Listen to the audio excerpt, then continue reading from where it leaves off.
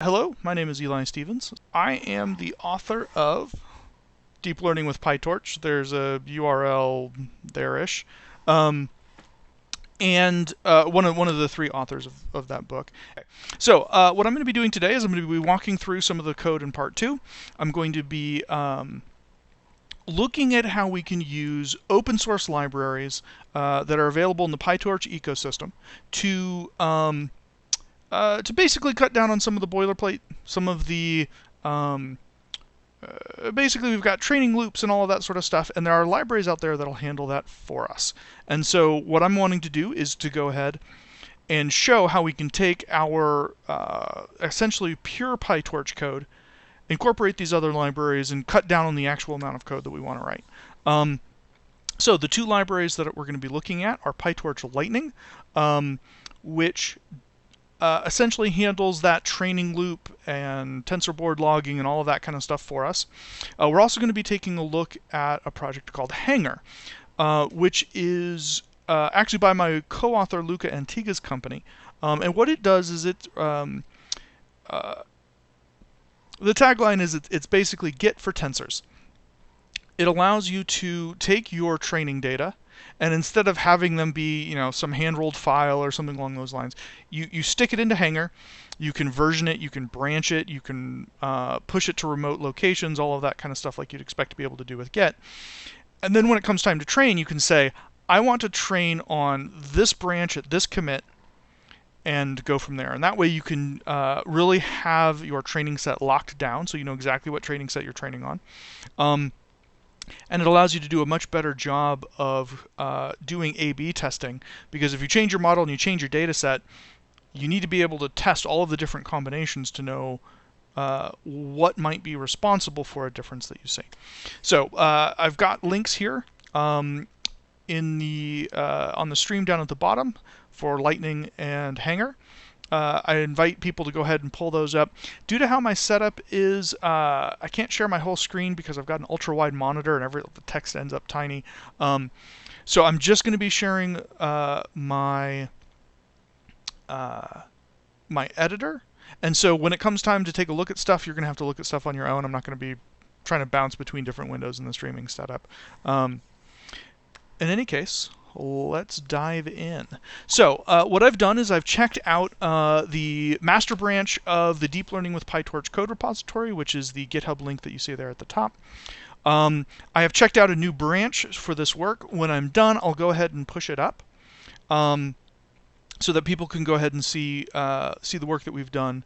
So the first thing that I'm going to do is make sure that we've got the right libraries installed. And so I'm going to come down to the requirements.txt here.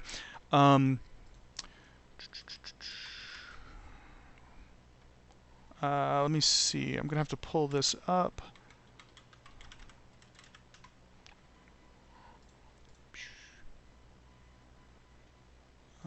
We are going to install PyTorch Lightning 09. So put that.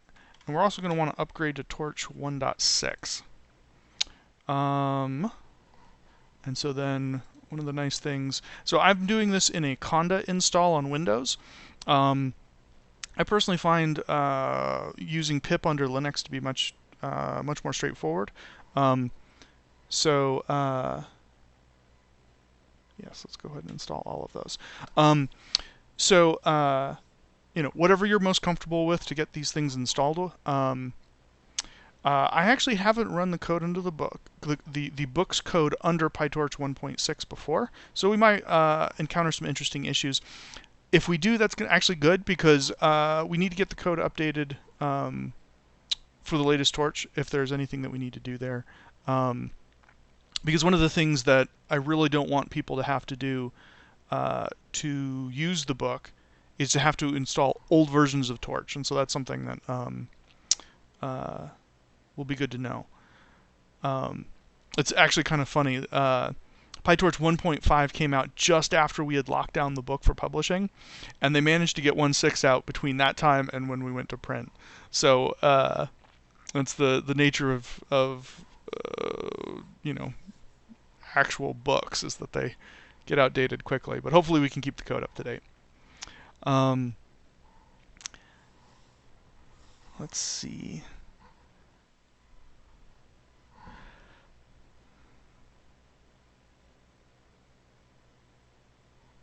So we'll give that a minute.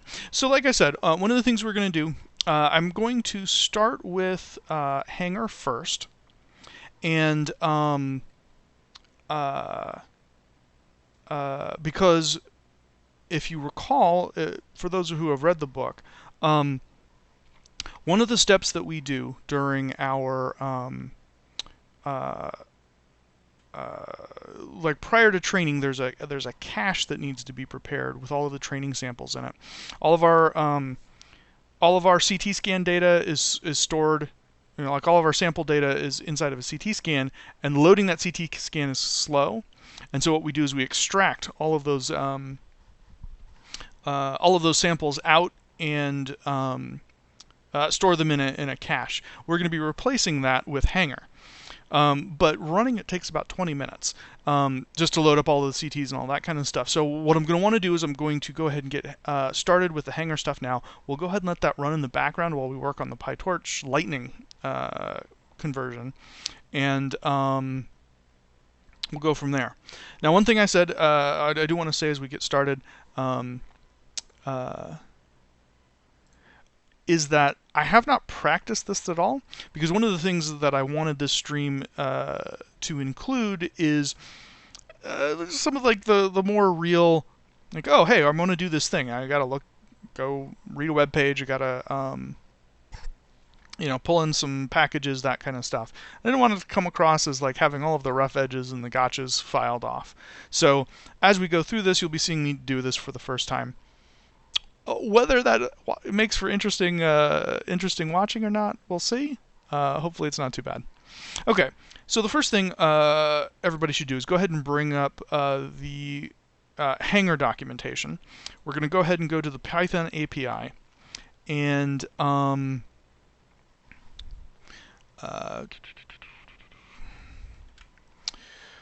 what we want to do is, so we're going to be working with the chapter 11. That's the first, well actually no, we should,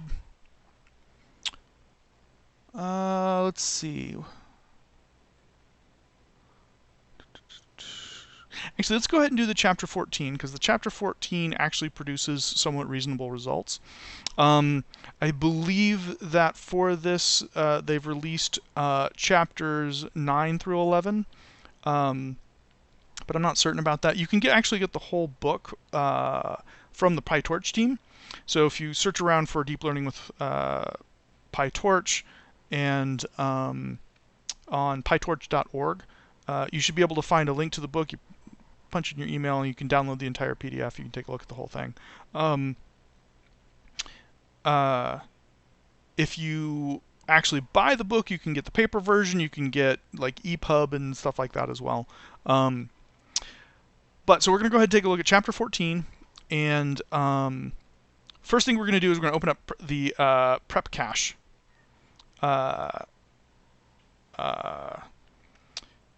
So if you recall, again from the book, for those that haven't, we are inside of the prep cache application. We have a data loader. We load up our data set, and then we iterate over it, and we don't do anything. And that's because we have disk cache in place inside of the data set. So every time it makes those calls, it's going to go ahead and cache that information. Well, so what we're going to be doing is something very similar here. We're going to be iterating through the data set, pulling in all of those samples, and then storing them in Hangar. So we're going to go ahead and take this file. We're going to copy it. We're going to paste it. I'm going to call it load Hangar. And yeah, we'll add it to get for now. Okay. So going back to the Hangar API stuff, up here. Oops.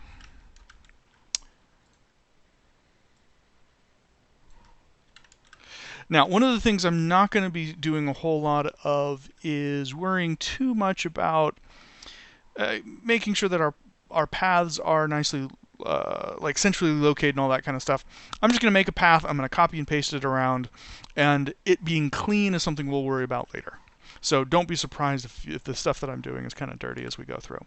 All right. So we say from Hangar import repository. And then as we start the application, we'll go ahead and create a repository. And we're just going to go ahead and put it, let's see, where do we want to put that? I think we're going to want to put it in data unversion.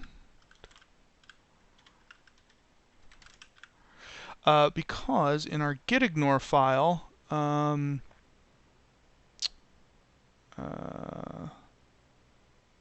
we don't actually do that. So yeah, we'll stick it in data unversion for now.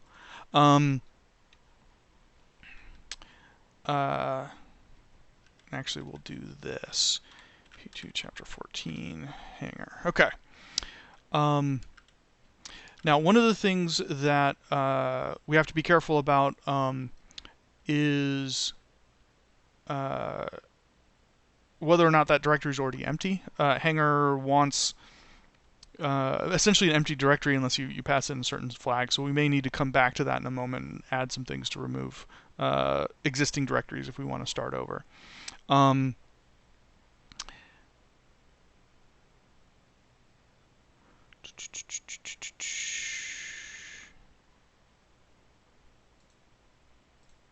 So we're going to go ahead and check out the write enabled checkout.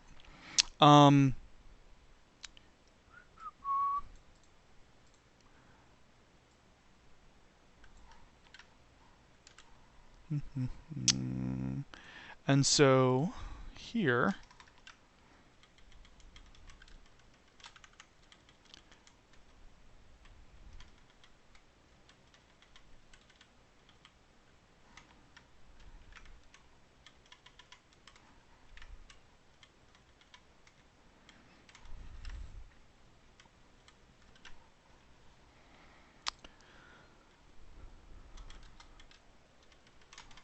that stuff. So we're going to get a checkout, and this is going to act very similar to the kind of checkout we would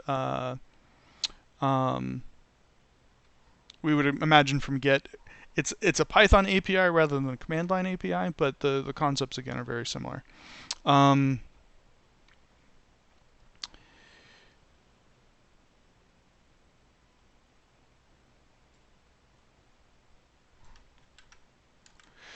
So inside of here, I think what we're going to do is we are going to go ahead and change our batch size to be 1. We just want one batch at a time, or one sample at a time. So inside of our batch tuple, everything should be like lists of 1, that sort of deal. Because I think that'll make it simpler as we're trying to figure out, how to store this into it. Probably less efficient, but that'll be okay. So we're going to need to go ahead and set up the columns that we're going to write. And so we will say if our batch index is equal to 0,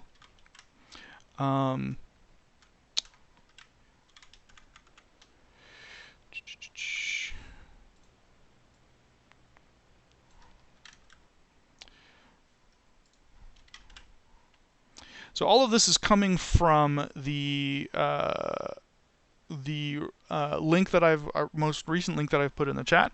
So if you want to go ahead and take a look at the documentation, go ahead and check that out. Okay, so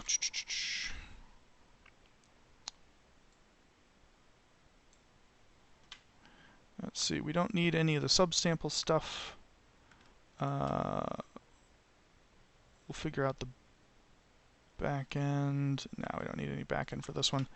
Okay, so we're going to call this the series UID. So that's the identifier that identifies the CT scan itself. And then we will need a couple others that will give us the actual location in the CT scan. And then, so essentially what we're doing with this is we are defining the schema that's going to be used for our data. So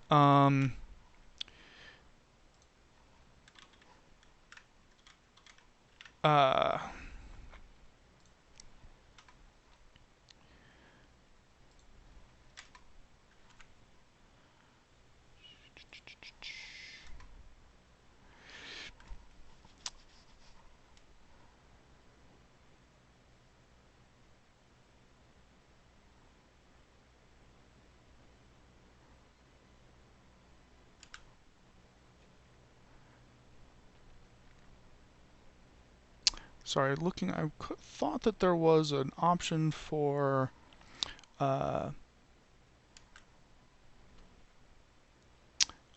just passing in a NumPy prototype. Okay, all right. So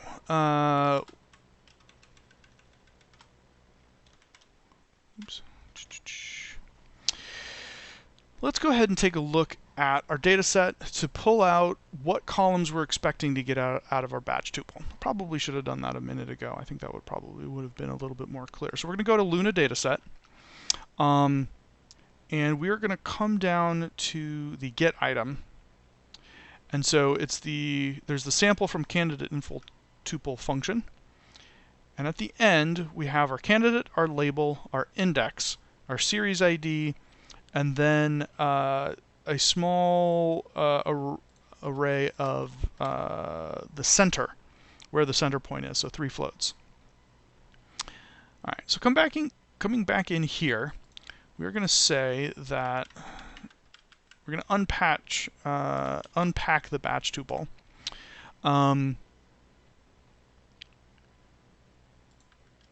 So this.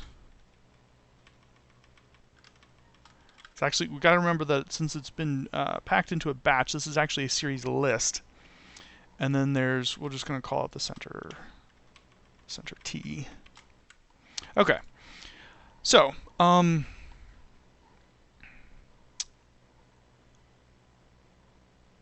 we are going to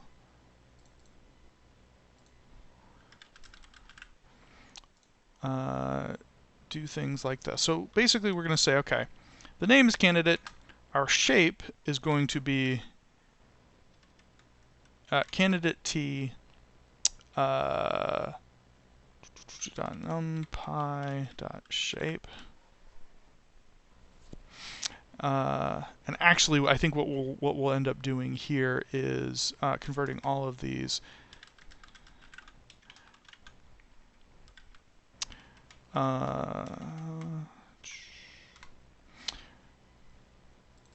because Hangar talks NumPy, so we're going to want to convert all these to NumPy anyway.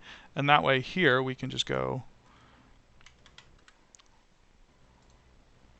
D type equal candidate A.t. Yep. By the way, I have the tab 9 auto completion stuff set up. I highly recommend checking out tab 9. It's an amazing deep learned auto completion plugin that you can get for PyCharm, VS Code, that sort of thing, and it's actually pretty scary how smart it is. So let me go ahead and I'll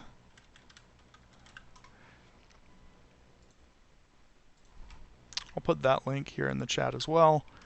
Definitely check that out. I'm a huge fan. Okay, so we've set the shape, the D type. Oh, prototype. There it is. That's what I was looking for. So we don't actually need to do this. What we can just say is we can say prototype equals just the NumPy array. So it's like I've got an example of the NumPy array right here. I want to add a column that's going to store this NumPy array, and you're done. Variable shape, we don't care about that. Contain subsamples, no. Now we are going to want to do the back end. Let's see. The back end and the back end options. So up here, we are going to also need to get back end options, and we're going to need to do something with that. We're going to come back to that once we got this loop fleshed out a little bit more.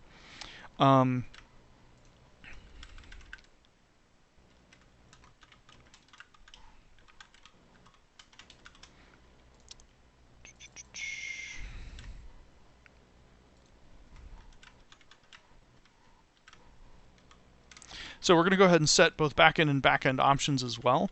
That determines like how is it getting stored on disk, what is our compression scheme going to be, what's our compression level going to be, things like that, that can have a pretty large impact on both the amount of time it takes to get the data back into memory, as well as how large it is on disk. Like I said, we'll experiment with that a little bit more in a minute. So yeah, we'll come back to that. Okay, so essentially what we're going to want to do is we're going to want to do the same thing for our label.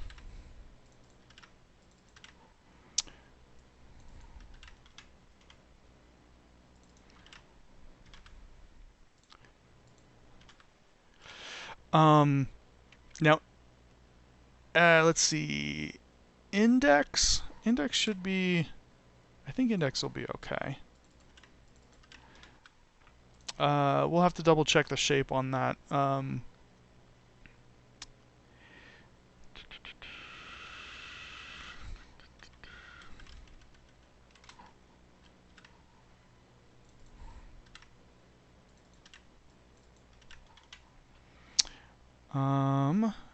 Let's see. Then we've got the series UID and the center T. So yeah.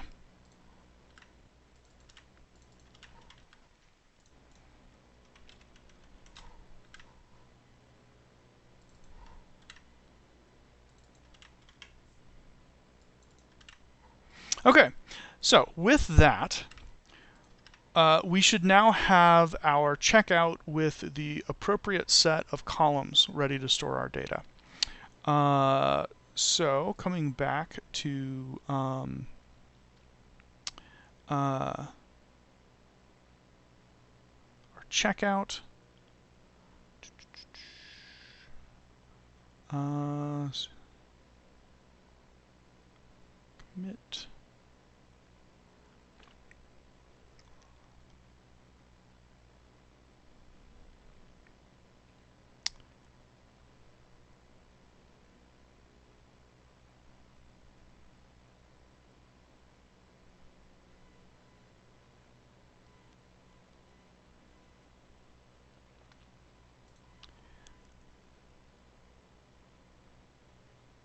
Sorry, looking for the function to put data into.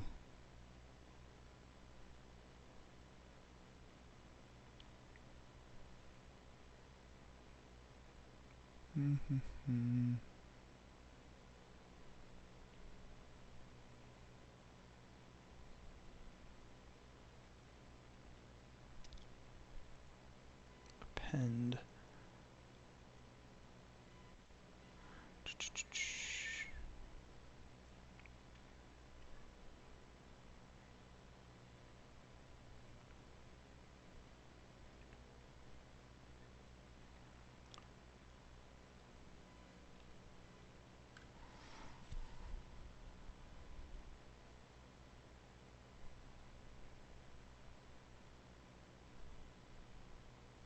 Okay, sorry. What I want is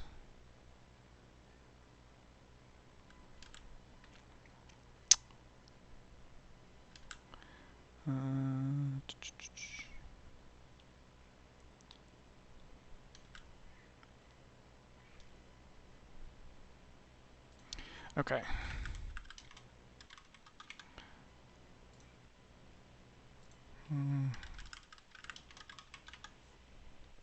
So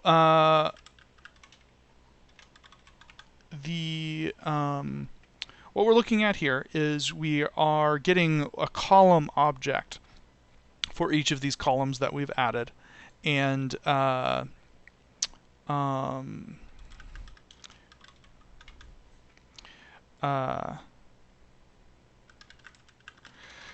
column object will be what we can use to append data. Although,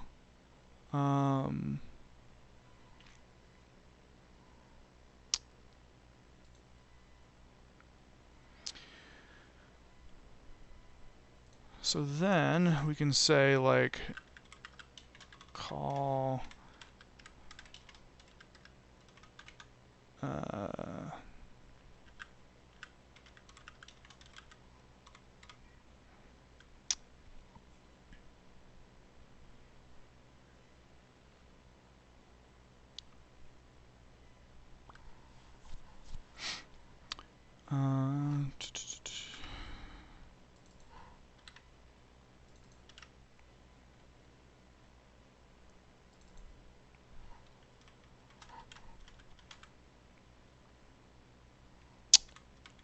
and so we're throwing all of these zeros on there to strip off, and actually for these we should put this here.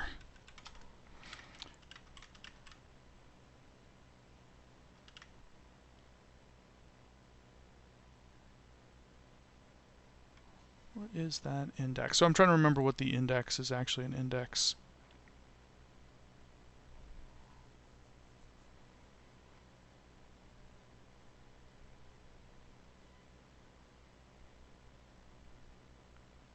Oh, okay. It's a Boolean flag that tells us whether or not it's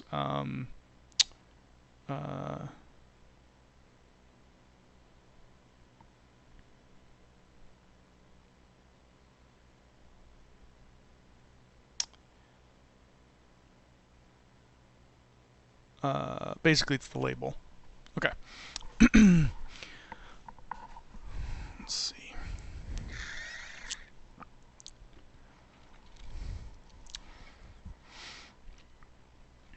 All right, coming back here. I wouldn't be surprised since this is, I think this is a one-dimensional, this is going to be one-dimensional. I wouldn't be surprised if we have some problems here. We'll see what happens when we run it.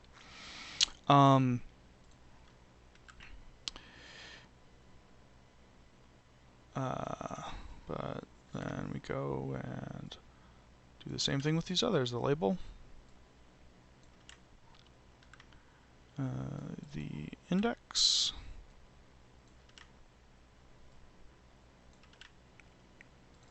and the center.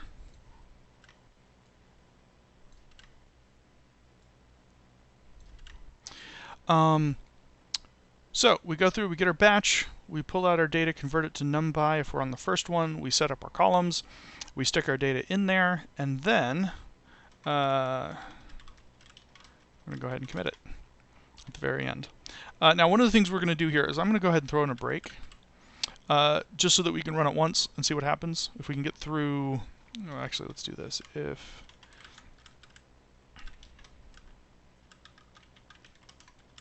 we'll go ahead and throw 3 samples in and see how it does. If that works out, cool. So let's go ahead and see what happens when we run this. Let's see, which Python is Python? That's not the one we want. Okay,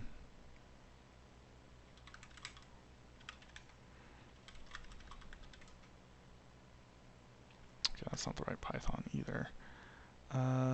Let's see. Oh, this is going to be the Windows subsystem for Linux one, so that's not what we want to use right now. We want to do we're going to run some Python here. So come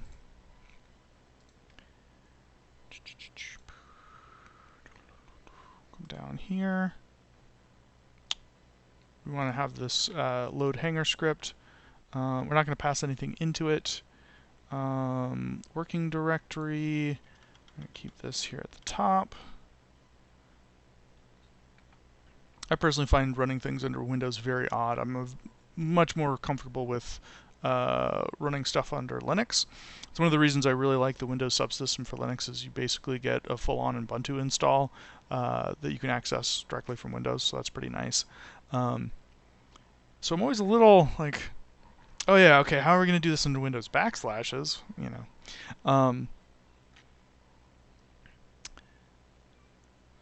All right, yeah, let's give that a shot.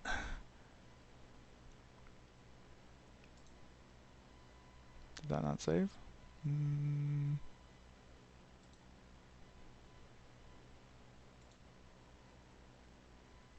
Oh, I think I edited the template.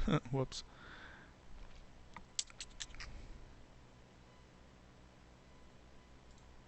Okay, let's see what happens when we run this. A module named main dsets.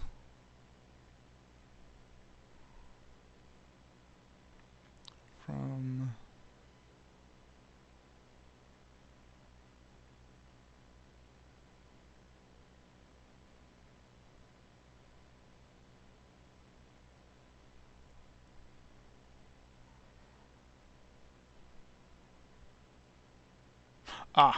okay. Yeah, so this one we do want this to be like such.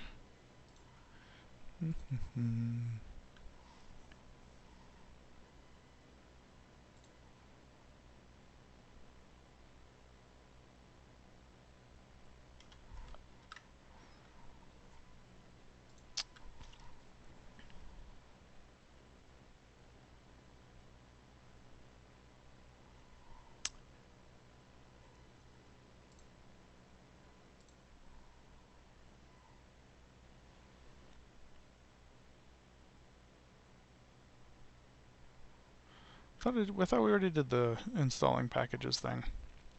All right, that may need to wait a second. All right. Well, I know for a fact. Oh, error installing packages.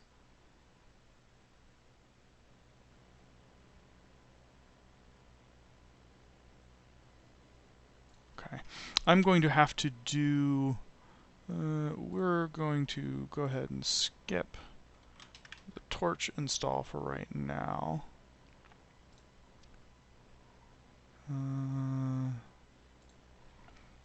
We are going to go.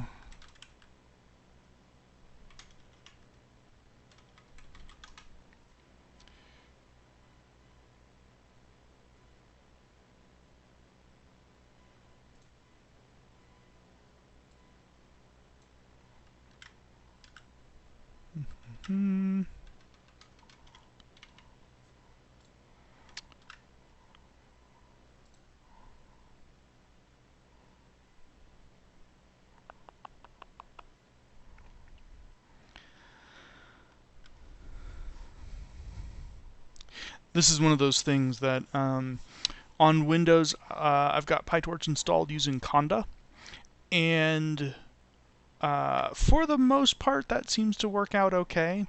Except that I don't really have my head wrapped around the Conda channels, and so I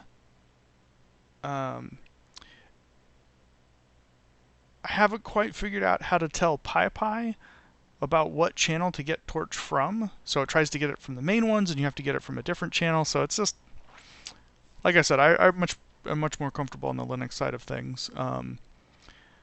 But I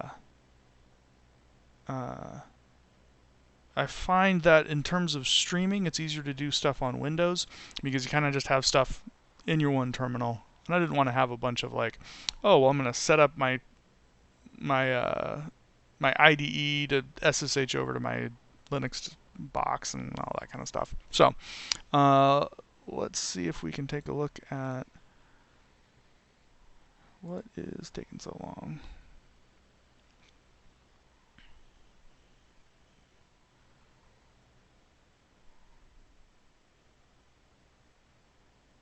Okay. Updating skeletons. Okay. See if this works yet. Okay, cool. So we're saying, oh, I can't find this particular directory. So let's go back here.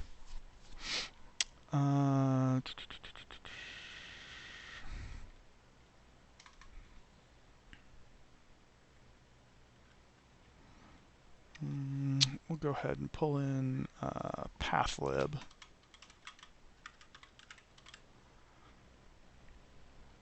Let's see.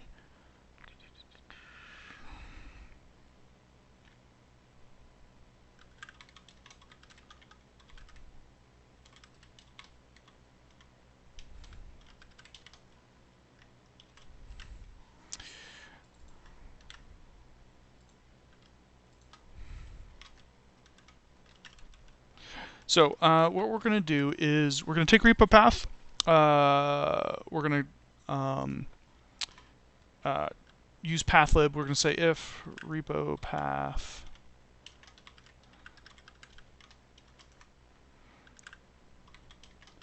I don't remember the API for this. I'll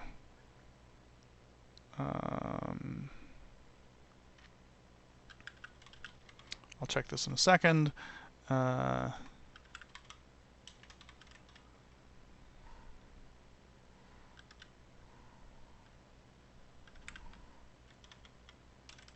Something along those lines. So let me pop over.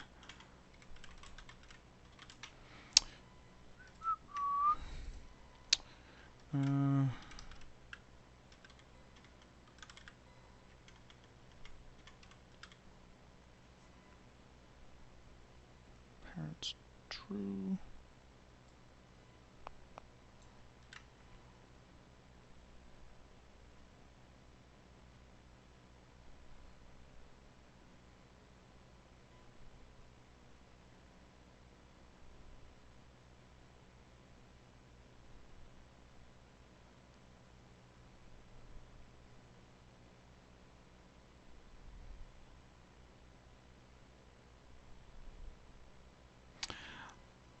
I really don't understand why people are so insistent about directories being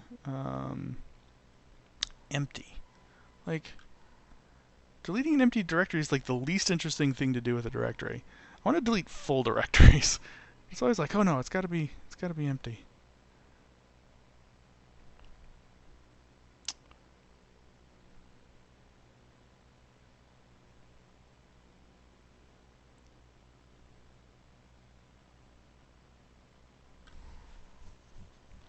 All right. I think what I want is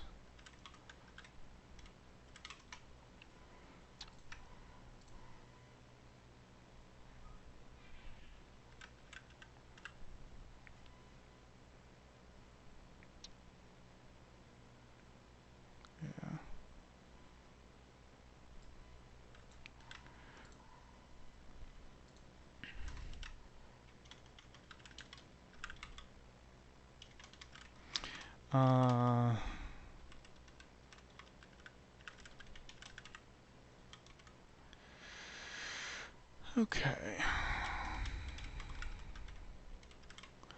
I don't know. SHUtil might actually be able to take raw paths. I don't think I need a paths in the stir.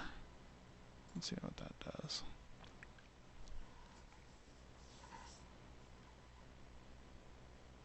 Oh yeah. I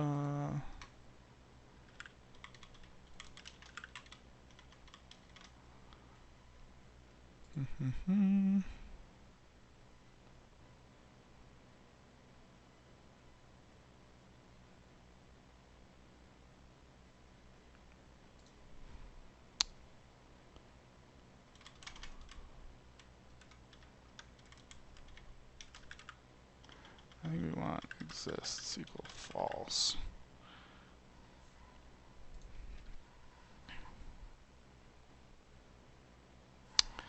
All right.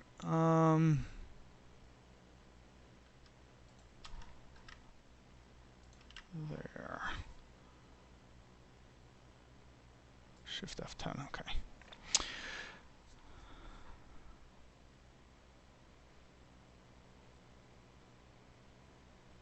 Yeah, okay, I'm gonna have to go look up where exactly this init repo function is. So I'm gonna go back over to the Hangar docs.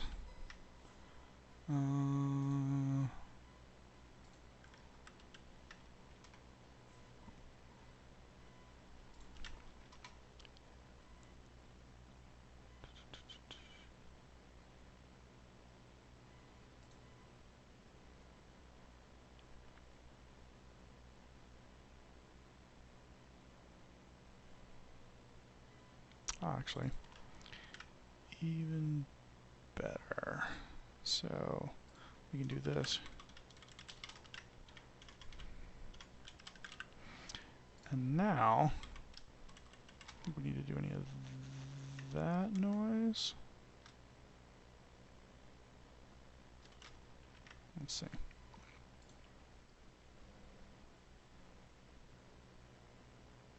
Oh,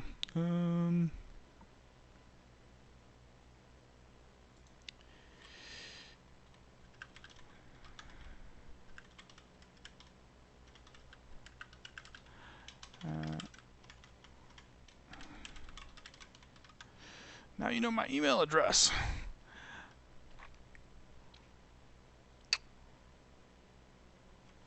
Why is it complaining so much? Missing closing quote.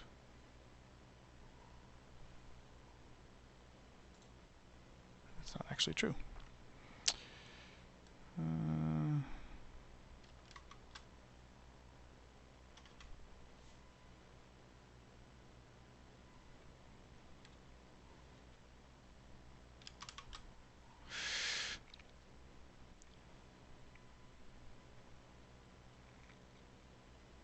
There's not enough space on the disk.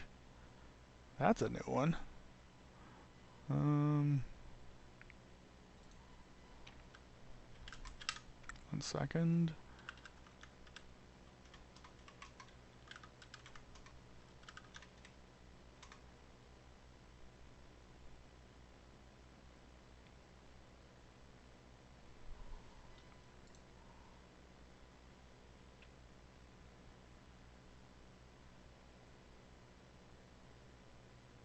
Huh. It says I don't have enough space free. Which is odd, because I've got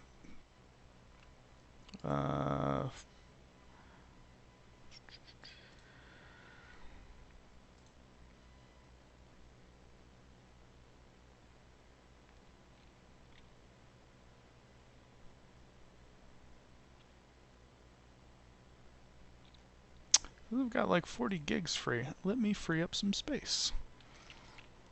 Sorry about that. I should have checked this.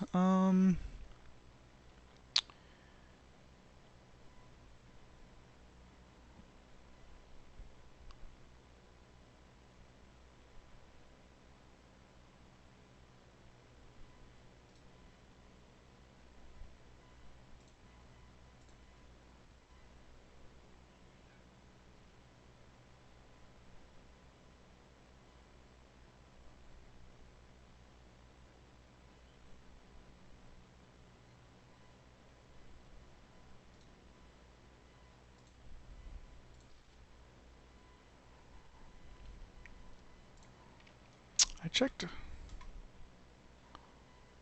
earlier, and I thought I had quite a bit more than that, but maybe I wasn't paying attention. Dead air! Dead air!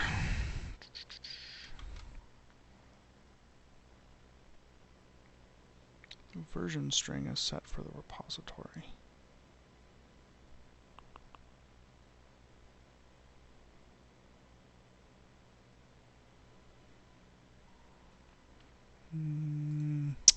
Alright, so let's see what this repository needs. Oh, this is where we put the... just do that.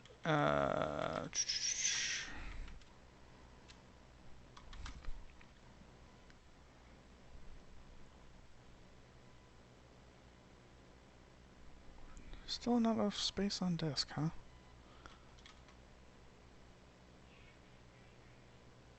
Oh, that's strange.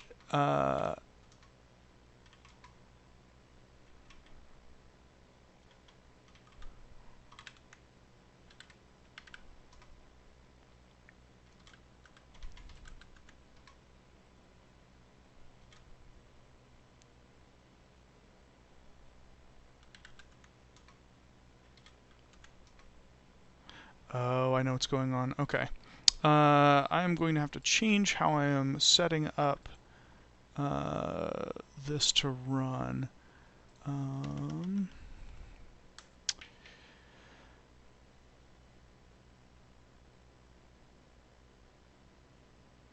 Let's see.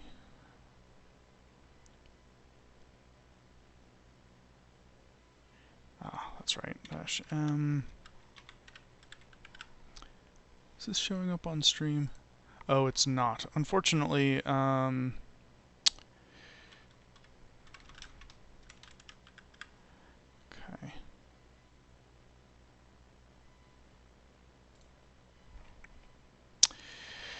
The way that this is set up, this needs to be run with a Python-M P2 chapter 14. Actually, I'll put it here in the chat.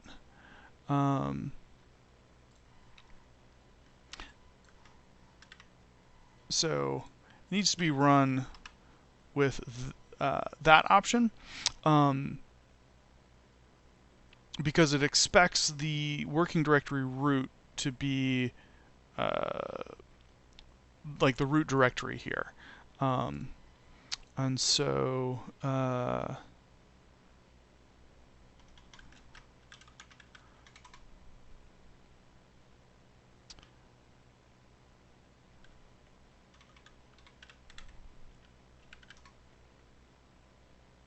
so what I think is going on is it is yeah, it's allocating gigabytes and gigabytes of space when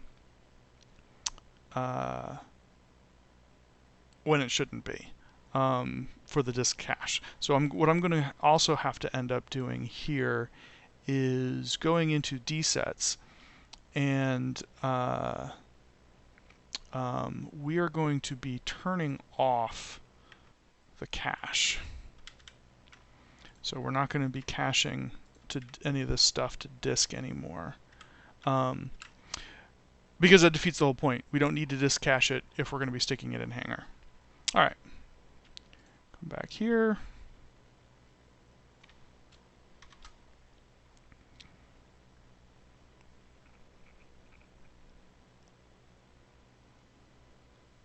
Unrecognized arguments.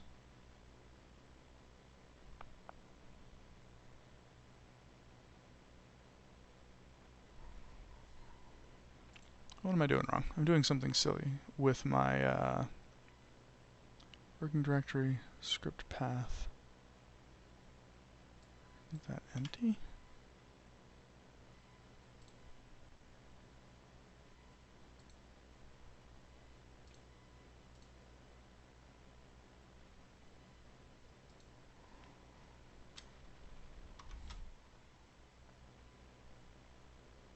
Okay, yeah, that's the problem. For this,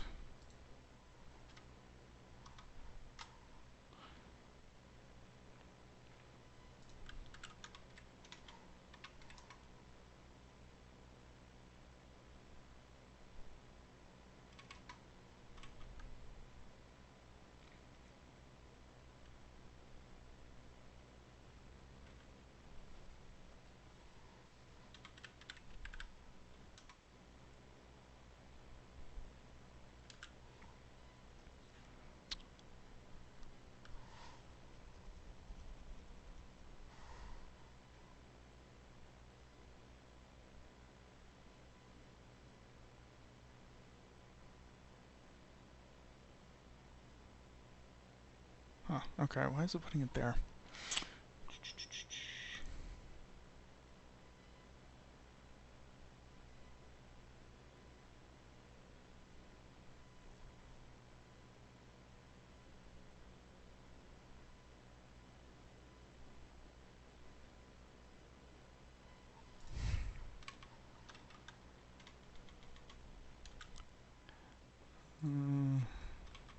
so you guys can see what I'm doing. It looks like it is, yeah, it's putting data inversioned a directory up, but I'm not quite sure why.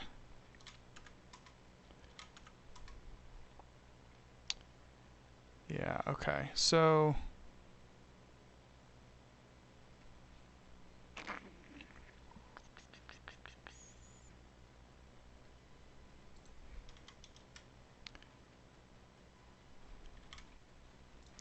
we are going to go ahead and remove that.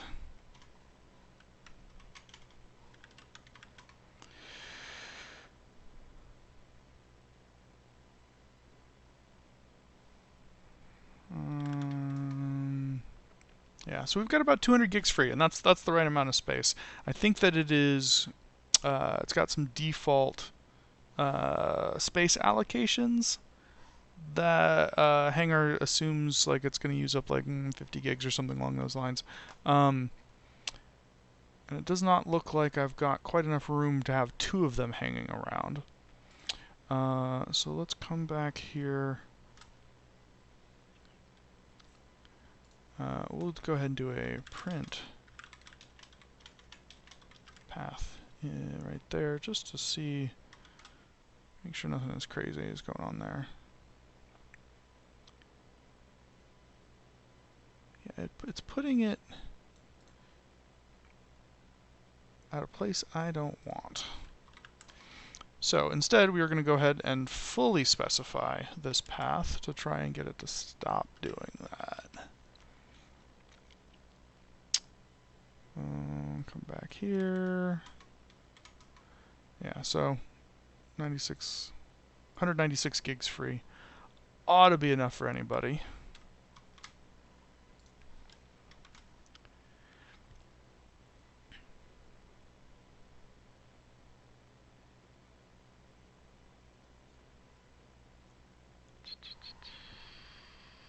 Where can I free up another?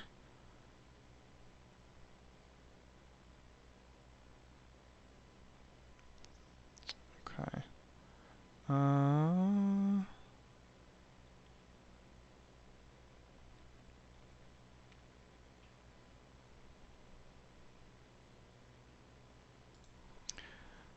Let's take a look at these LMDB settings that it's got.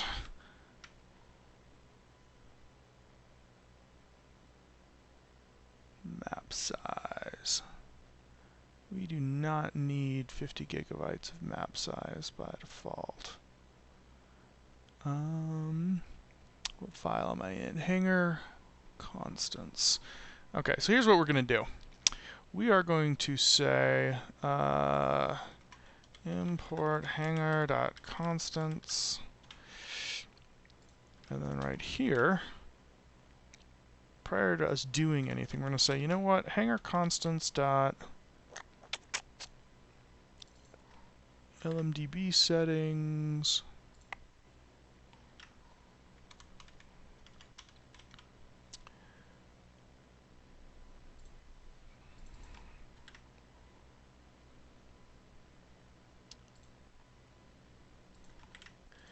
Instead, we're going to set that to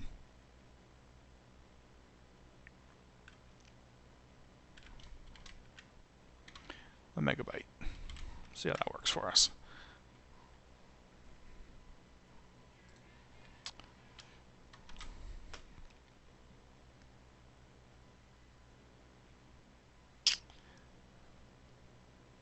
Data, part 2, Luna, annotations with malignancy.csv.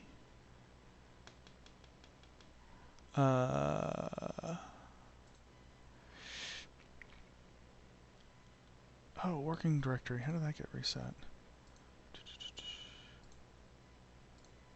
That's why it's doing weird stuff.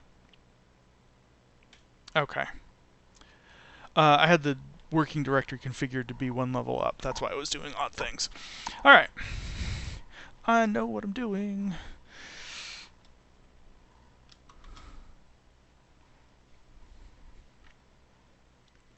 Okay. This looks a little better.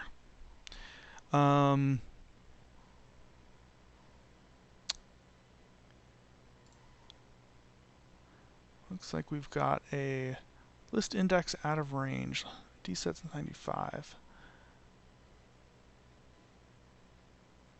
Oh, we should check on our subsets. Data inversion part 2 Luna subset. Ooh, did I move this? Oh, no. Okay. So what's going on is since I've recreated this directory from where I normally keep all of my book data, the Luna data that I've got is actually in a different directory. So if we go here, code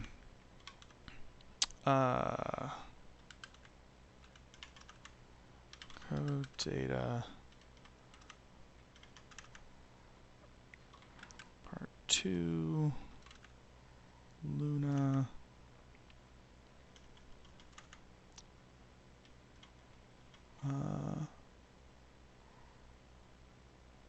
oh, did I remove all that stuff? Might have put that off on my other box. It's got a larger disk. Yeah, see, this is the challenge. When you've got your desktop, you're like, I've got it on my Linux box. So I may need to copy some data back. Let's do... Yeah, so... I'm going to do this in a different terminal because I might be typing passwords, and I don't love you guys that much. Sorry.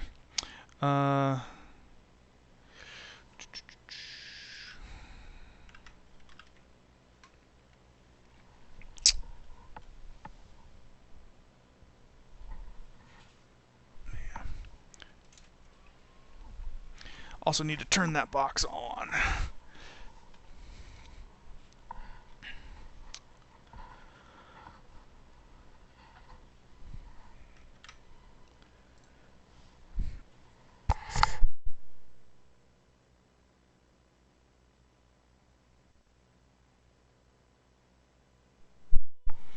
Okay. While that box comes up, I think what I'm going to do is I'm just going to end up copying one of the subsets over rather than all of the data. All of the data is not particularly interesting for what we're trying to do here. We're just trying to see it flow into Hangar.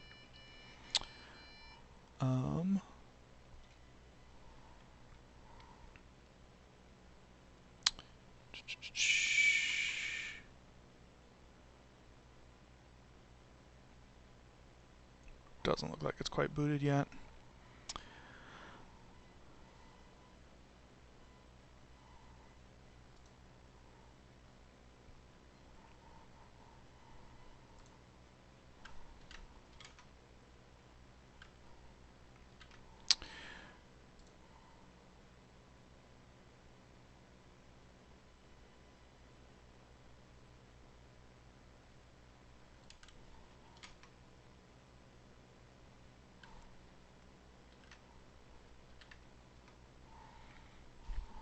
What is taking it so long? There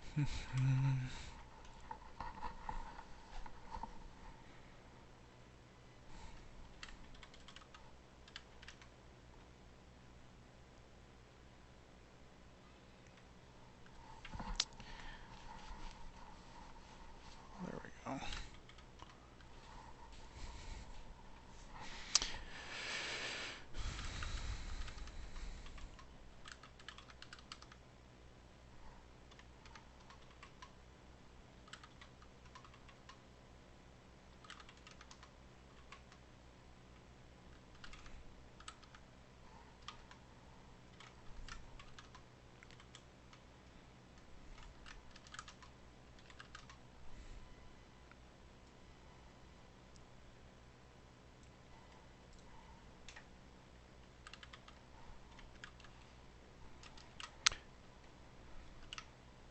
Okay, so we're going to go ahead and copy this to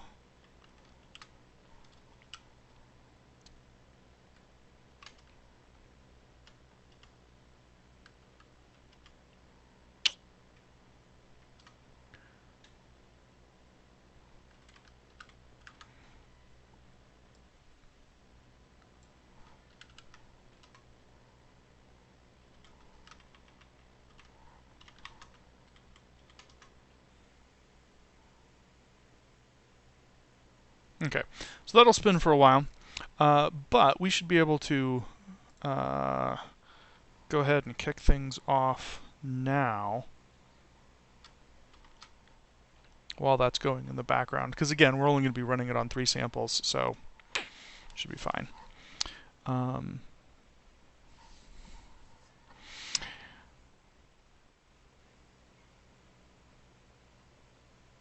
Still the index out of range.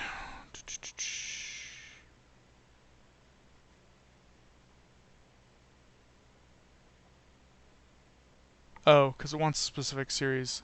So, let's see.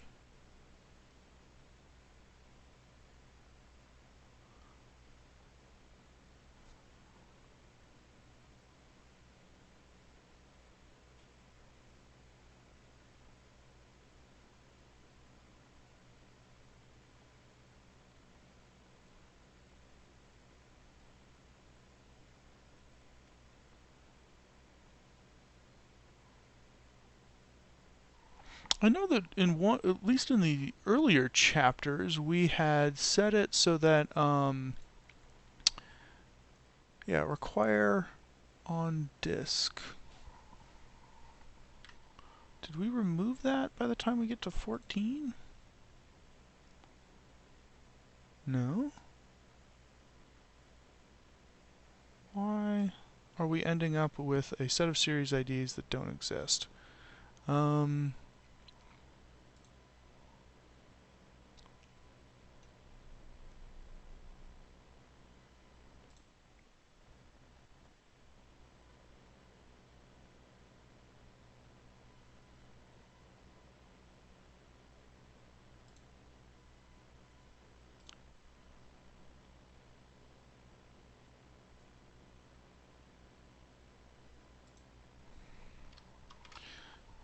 Let's see that again.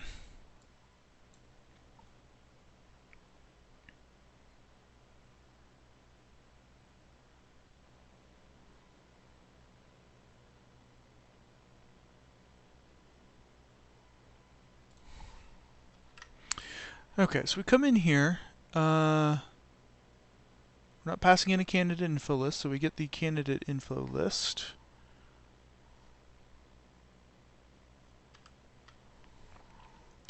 Require on disk bool is true. So we have our present on disk set. Candidate info list. Append everything.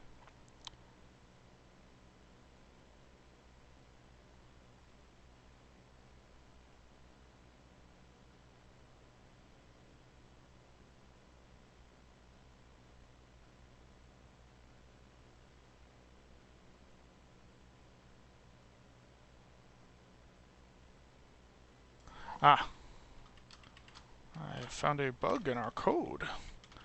I believe that that should be there as well. So let's try that.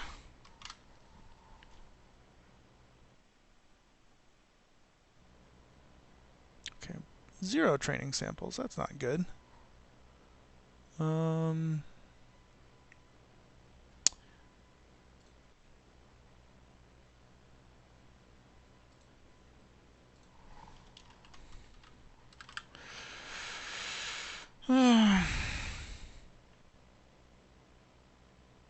Yeah, sure. Okay. So why are we not getting any training samples? Let's see.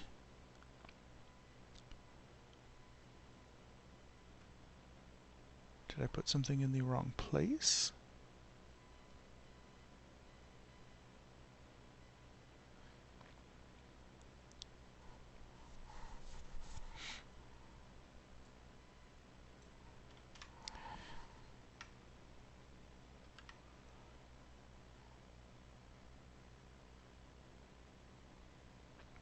Okay, so I suspect that there's just an issue with the paths for all of this not being quite what we expect.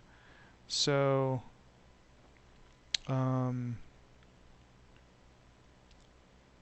just throw a log, dot, thing set to debug, cool. Throw a quick log debug in here for this. This is probably going to be incredibly noisy, and I'm okay with that. Oh, helps if I spell debug right. Okay, so that is coming back empty. Okay, so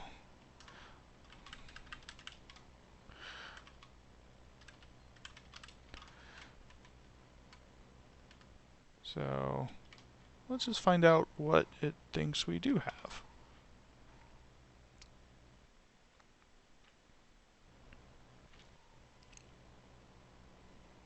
Data unversioned.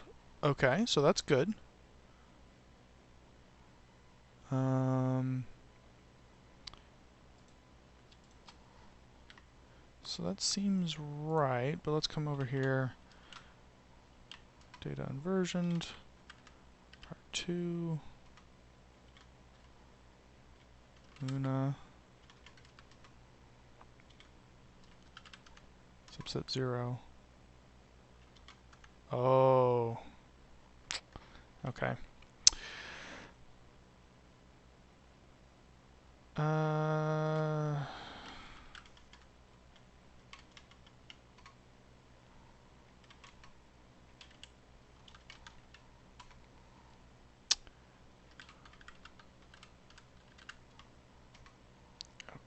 Oops.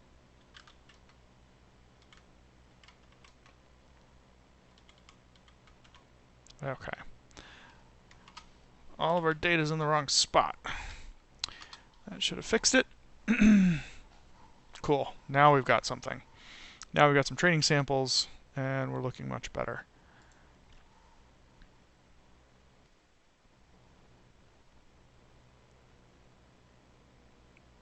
Ah, okay, cool.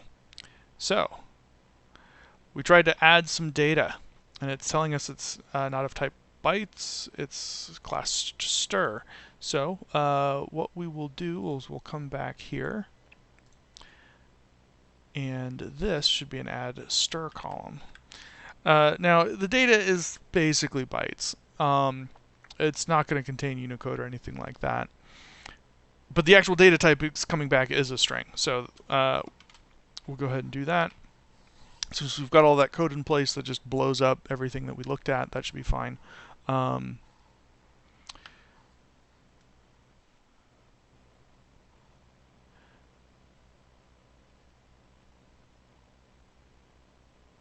Data argument type. Main and set item index call. Ah, see.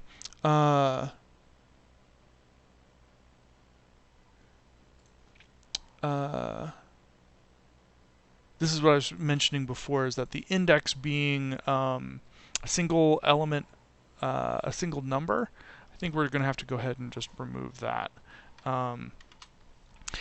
Basically, what happens is it's a single number array, and when we access the 0th item of that array, we just get an unwrapped NumPy integer rather than an array, and that confuses things. So that finished cleanly. So now coming over to the terminal, let's take a look at what we've got. So we've got the P2 Chapter 14 Hangar. We've got our Hangar directory here, and inside of here, you can see there's a bunch of LMDBs that store the information that Hangar uses to keep track of everything.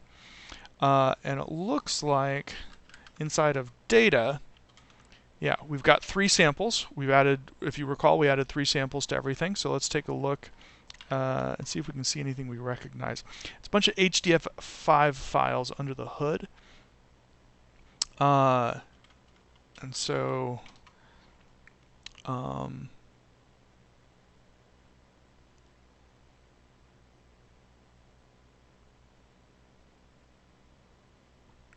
I believe, not certain, I believe that the O1, the O10, and 30 are the different backends that Hangar uses. So some of them are HDF5, some of them look to be like pickled NumPy arrays, stuff like that. But this is a good start. This means that we are able to get some data into it. So now what we're going to do is we're going to switch gears a little bit. And we're going to go see if we can get that data out on the Hangar side of things into our training loop. Once that's done, we'll go ahead and move all of this over to PyTorch Lightning and see how that looks. Okay, cool. So one of the nice things about Hangar is that it has adapters for TensorFlow and PyTorch. So you can just say, hey, Hangar, give me a PyTorch data set, and go from there. So what we will do is we will grab our repo path and repository like we did here. And so we're going to go ahead and copy training, and we're going to call it training Hangar. Because we don't want to touch any of the original files, just so that they're always there so people can take a look at them. We're going to come down here, init model, init optimizer, init training data loader.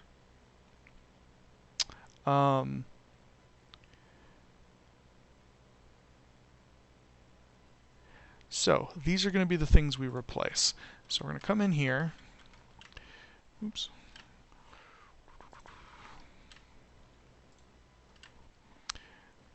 We're not going to be removing the repo path. Come up here.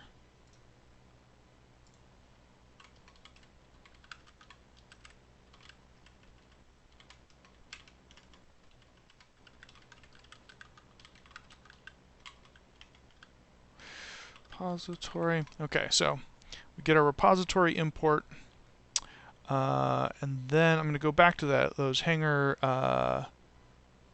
Hangar docs. Hit Python API.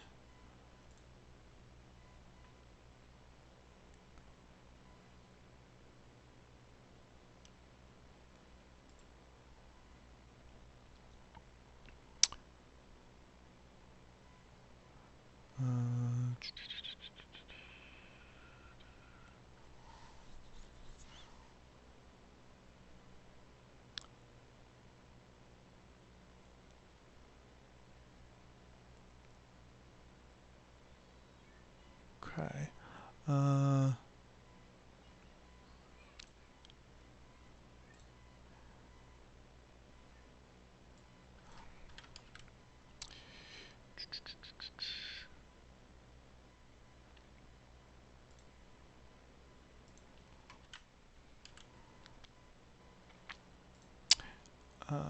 Let me go ahead, and this is what we want to be looking at.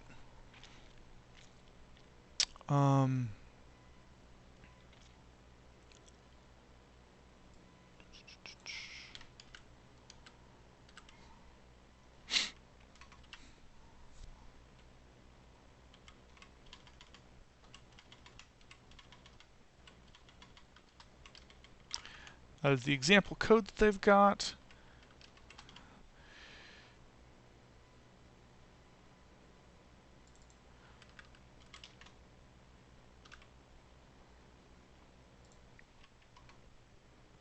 Actually, really what we want is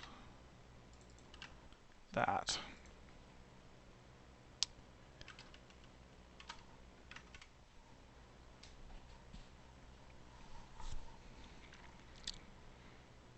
Okay.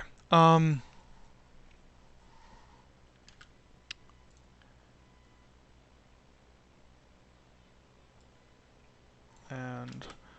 the appropriate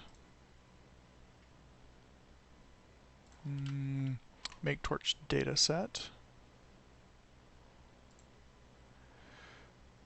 Okay, so the main thing that we need to do is we need to create the set of columns that we want.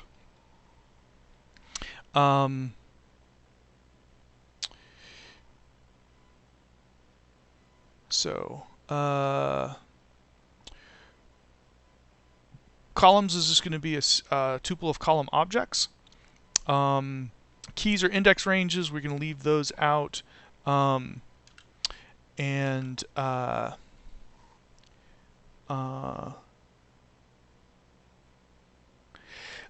one complication is that it's going to return dictionaries rather than tuples. So that's going to be something we'll have to deal with. But we come back here. So candidate label index and center. Oh, and series UID. This is the API we need to match. So coming in here, we're going to say, okay.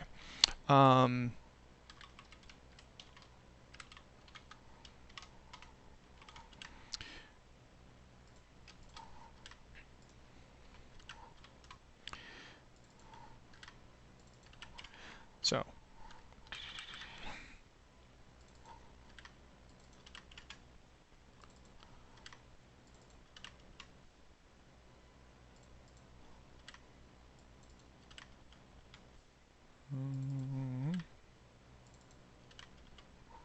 there we go.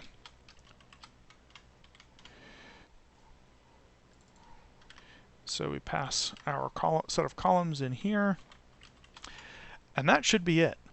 We should be good to go now. Now, one of the things we're not going to worry about too much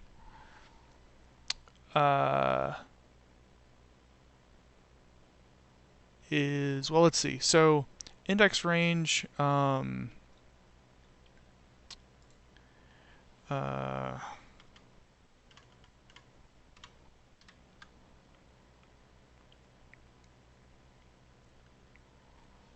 see what index range is.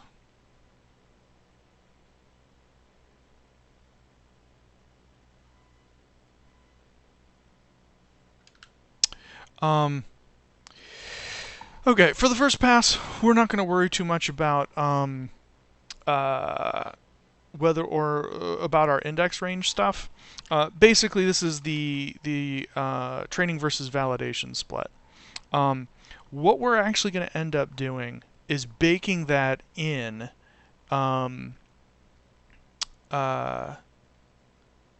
to the data set itself. And one of the reasons why that's nice to do is that when you bake it into the data set itself, then there's way less confusion. When it's defined in code, code has a tendency to drift, to be all over the place. And so that's actually one of the things that I wish I'd done a little bit differently in the book, is bake it in rather than have it be defined in code. So that's what we're going to do here in a minute. We'll come back to that in a second. So for the time being, our training and validation data sets are actually going to be the same, which is gross, but we'll fix it before we're done. Oops. Okay. So we set up our training data set. We're also losing the ability to switch between the nodule or not training and the malignant or not training. That's another flag that we can put in here, but I don't think that that detail is particularly interesting. So we're just going to ignore it for the time being. So same thing here, only we're going to call this val_ds. Like I said, we can come back and fix that at some future point, getting things lined up. Okay, so at this point, everything should be the same, except that our dictionary that what was previously a tuple is now going to be a dictionary. So let's go ahead and come down to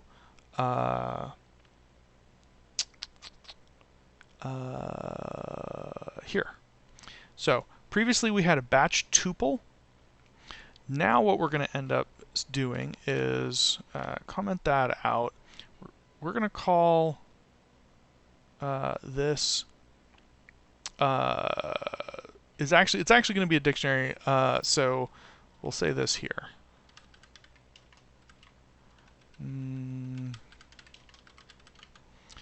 I don't want to go through and rename batch tuple everywhere, so we'll just understand between us that like it's a dictionary. That's fine. Okay. So then input t is going to be equal to batch dict input. Now we could be fancy and do a bunch of not input candidate. A bunch of destructuring assignments. I'm not going to be that magic about it. Okay, so you'll note that the center list and series list aren't actually used here, so we're just going to comment those out.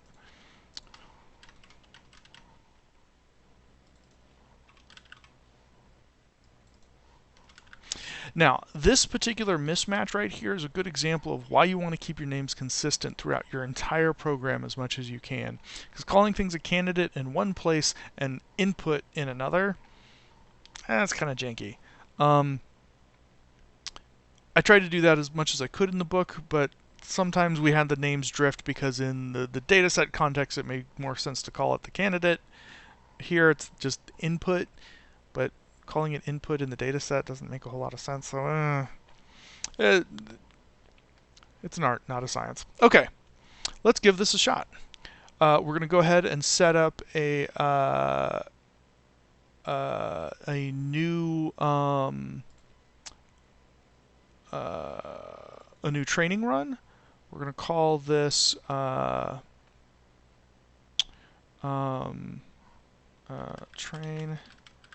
train hanger. Get rid of that. Sorry, I guess you can't see any of this. And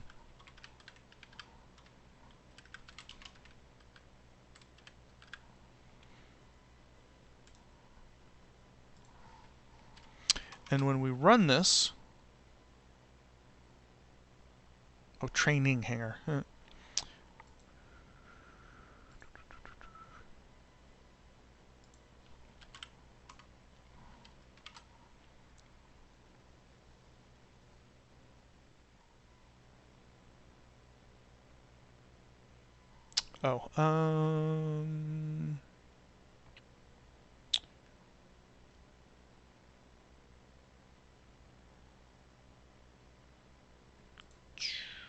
Don't want the exists equal false thing because it tries to configure stuff. Let's try that again. We may have to go through and yeah. So same thing that we did here, where we import Hangar to constants. And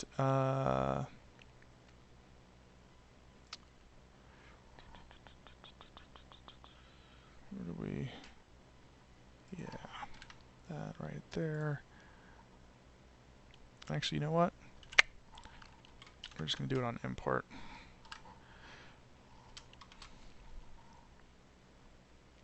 This is kind of a hacky way to do stuff, but no column exists with the name series. What do we call it? Series UID. Okay.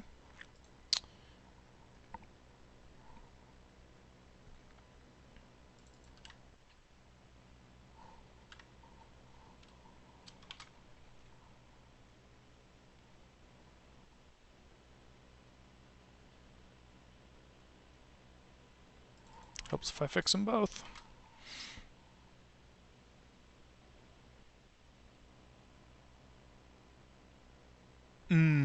Yes, so here we try and shuffle, and that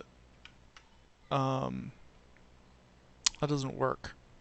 So is there...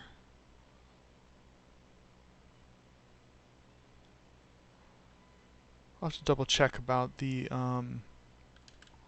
about randomization.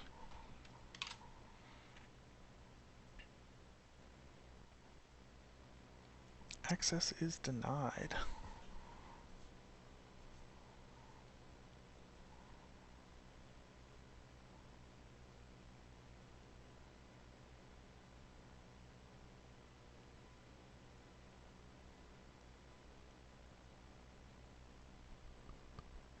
I think this might be a Windows problem with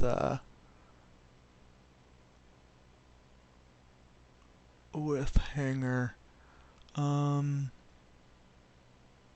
So I think what we can do, let's see.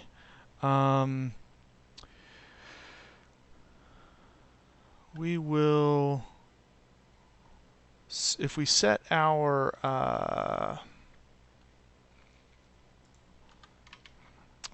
num,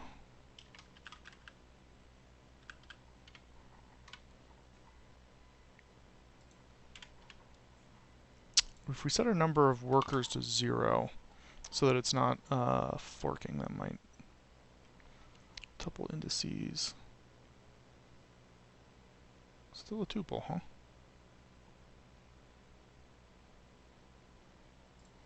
Interesting.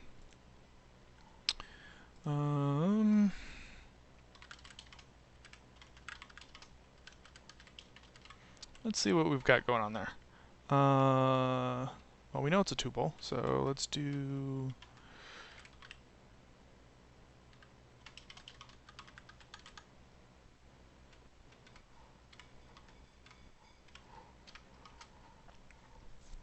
It might go ahead and reconstruct things in the order that we want. Tensor, tensor, tensor, list, tensor.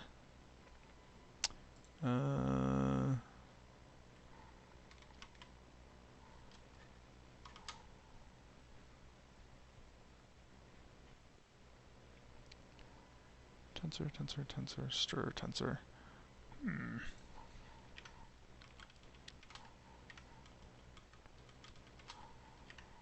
So this is implying to me that this is still actually happening this way, which surprises me.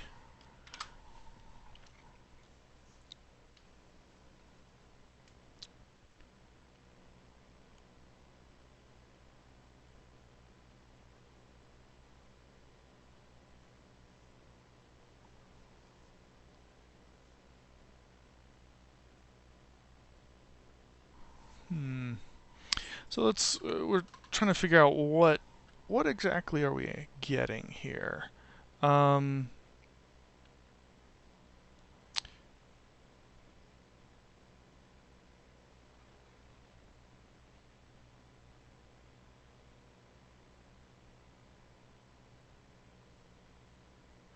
So let's.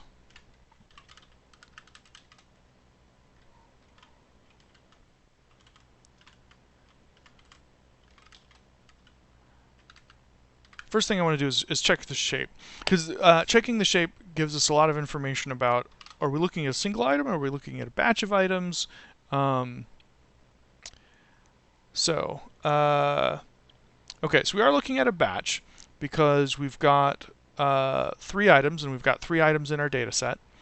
There is 1 channel and then a 3-dimensional array of actual data. So we are getting a full batch here. What I'm not sure is what compute batch loss. What is index G complaining about?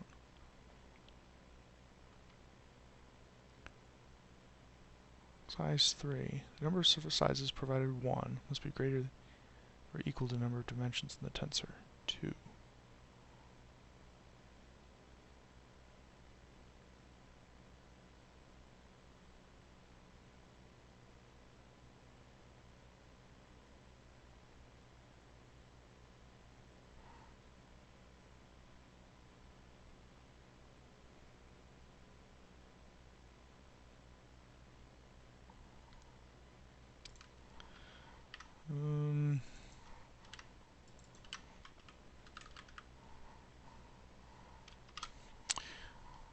confused about what matrix G is somehow? 4, 3.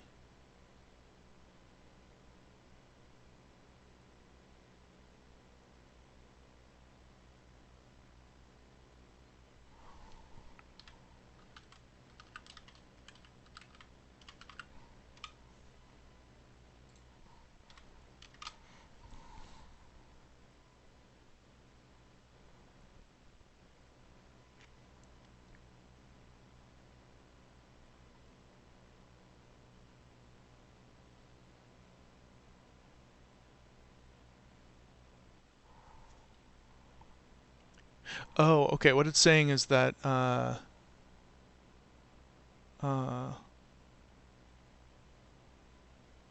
index G is size 3, 1.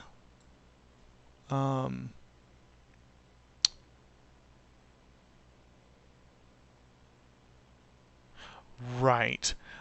This is because, if you recall, index G previously, we did not strip off that trailing dimension.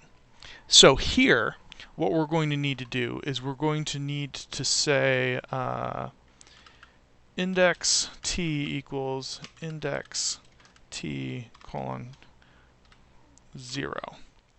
That will go ahead and strip off that extra dimension that we left in place. If you recall here, this right here.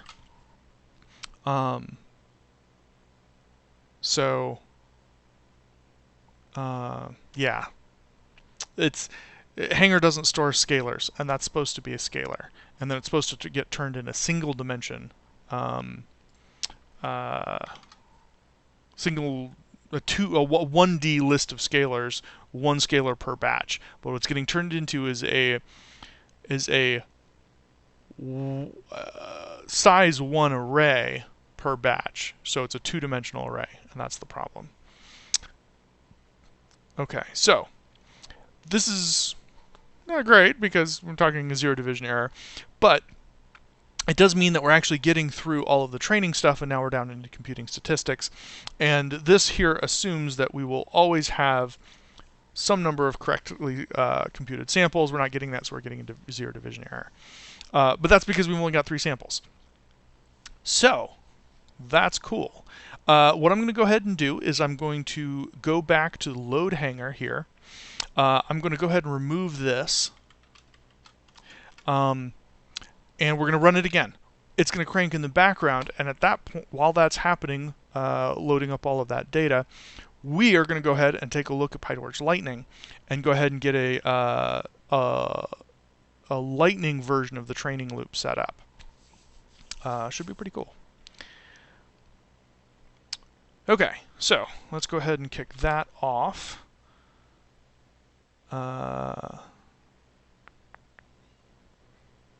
Oh, no, we're still running train Hangar. So we want to come back here, do this, and now we're loading. Cool. All right. New Python file. We're going to go ahead and start this one from scratch. We're just going to call this just lit.py.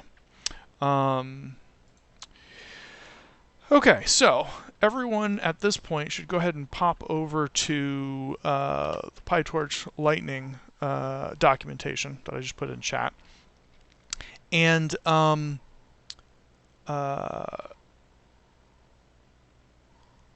let's take a look at okay,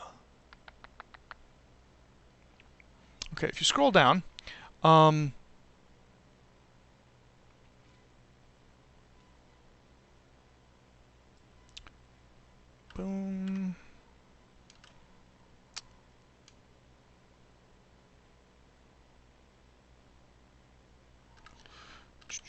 So we're just going to go ahead and grab the example that they've got.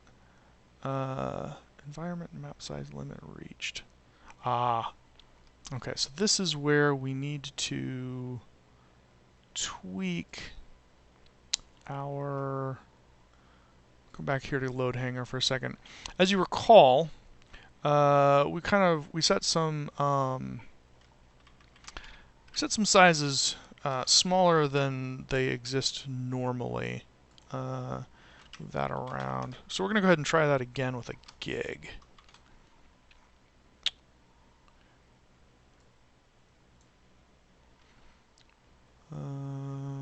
Oops.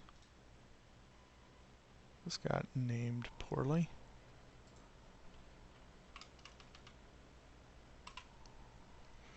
All right.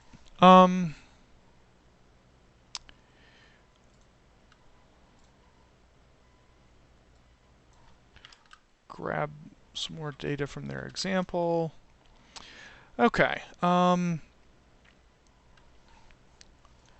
So we're going to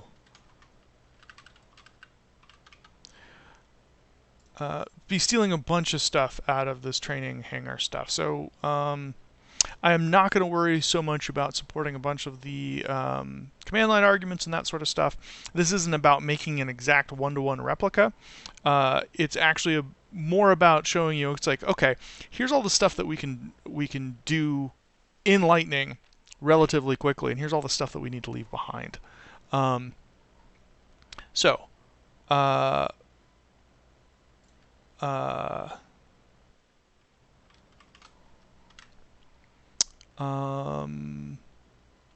just going to take the model class. We're going to skip all the fine-tune stuff, and we don't need the CUDA things. So coming back over here,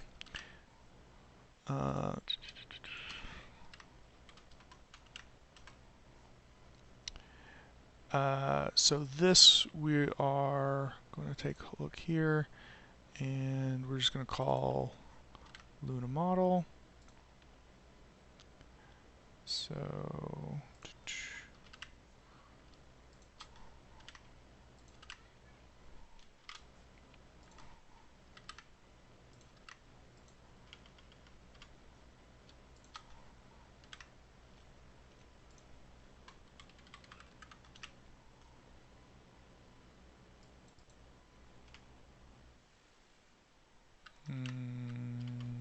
yeah, sure. Okay.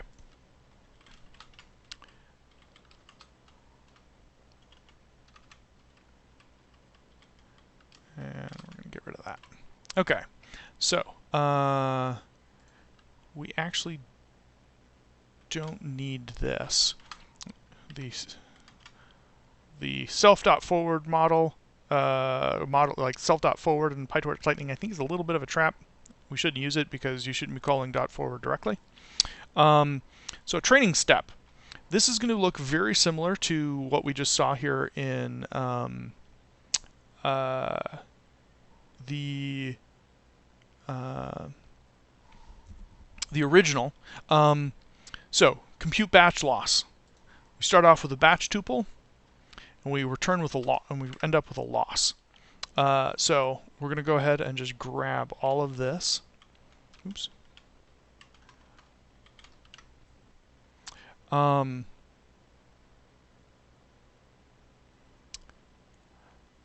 Interestingly, we even still have self.model right here. We're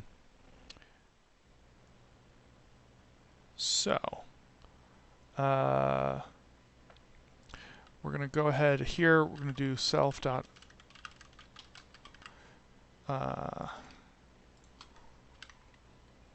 that into a self.augment. Need to get a couple more imports.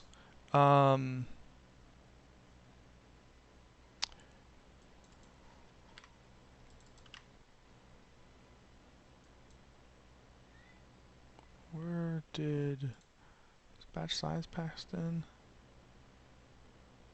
Yeah. So here we'll just say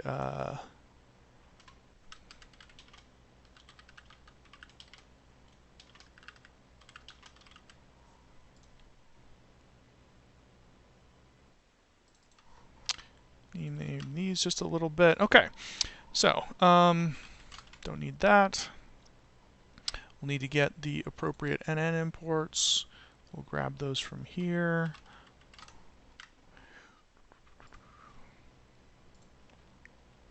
These imports are going to be a mess, and that's okay. Skip the logging stuff. And so one of the things we're going to also skip a little bit of some of the metrics. We are going to have them. They just look different in Lightning. Okay. So so I'm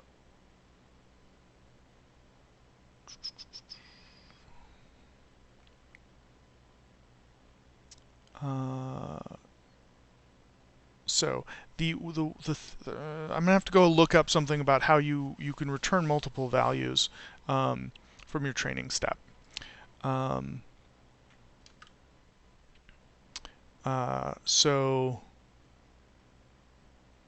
But this remains the same. So we're going to go ahead. For now, we're just going to worry about the loss. We'll come back to the other stuff in a bit. I realize we're rolling up on 2 hours here, so I'm going to need to be able to punch out not too long. But in a little while, I'm going to go ahead and wrap this up. It looks like our data should be finished around 6:15, so another 15 minutes or so. But yeah, then we should be able to go ahead, pop back to the original training loop, see that go a little bit better, and then we'll come back to the Lightning stuff as well. Okay.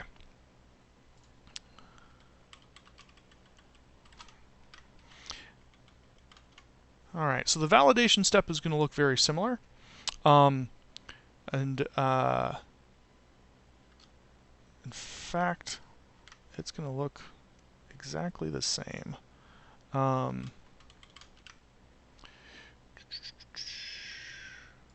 Copy these. Okay. How did that get all crazy? All right. So we've got our validation step. We're going to do the exact same set of things with the validation step, except we're not going to augment.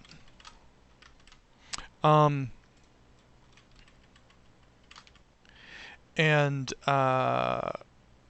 likewise, our metrics will be a little bit different. Let's see. So let's see. We've got configure optimizers here. So let's go ahead and pop over here. We did something similar.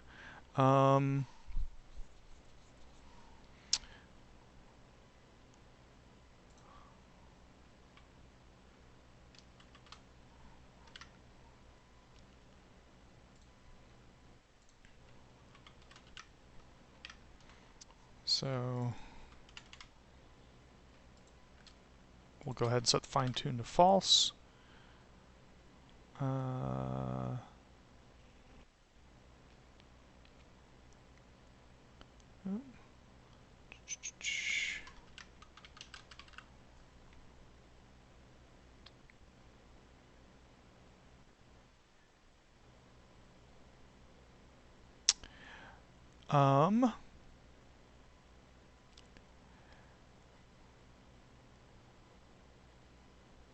So our data set is going to look a little bit different than what they've got. We will come back here. So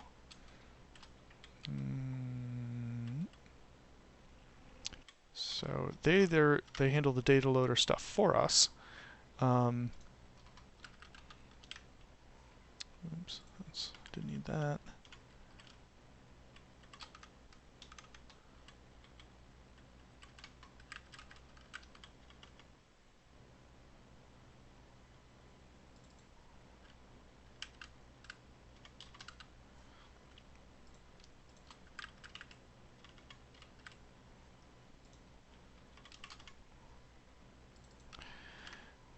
So, oh no, they do want the data loaders. My mistake.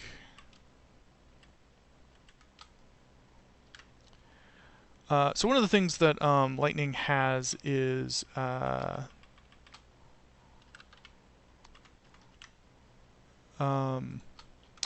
have this data spec that I'll need to take a look at here in just a moment.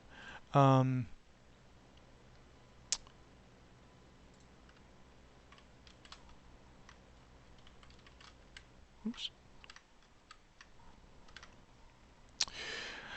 Okay, so coming up here, we'll need to make sure we get this stuff imported.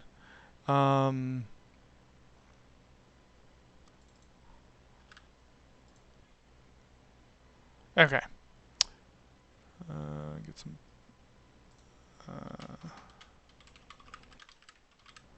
Cool.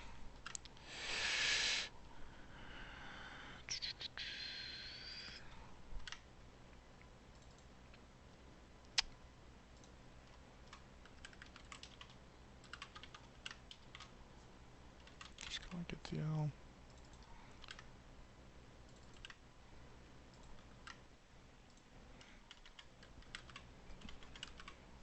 So we get our training data loader and our validation data loader, and then we can go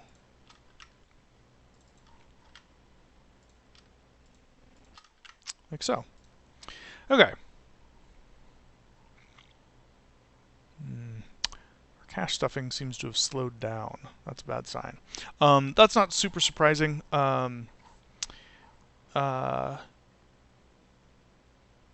I would like to check on disk space. How are we doing? Still plenty of room. I'm not sure why that's slowed down. Let's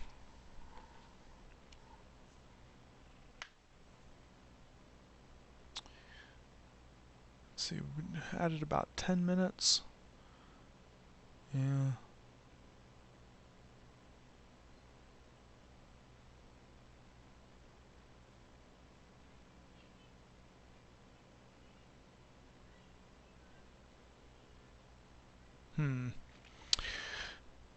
Thinking we're probably going to want to kill that and restart it, but with only 112 positive samples. That's one of the problems with this data set, is that there's so few positive samples. It's very hard to work with.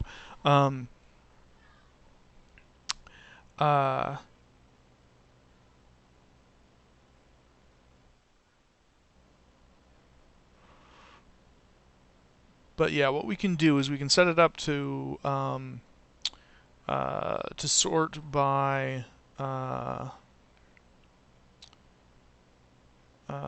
to get those 112 first out of the.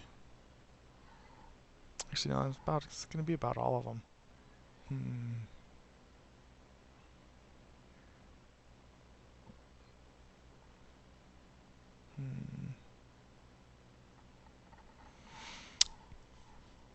I'm not sure. We'll get that figured out here in a second. Get rid of that. Okay, and honestly, I believe that this is enough to start running training. Like, the amount of stuff that you have to do in order to get things running under Lightning is really, really small. Let's come back over here and we'll do something like this. If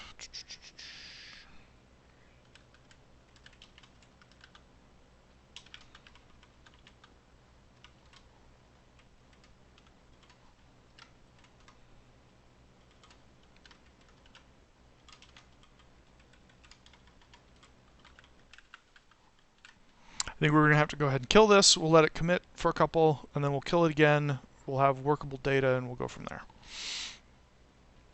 So stop that. Run it again.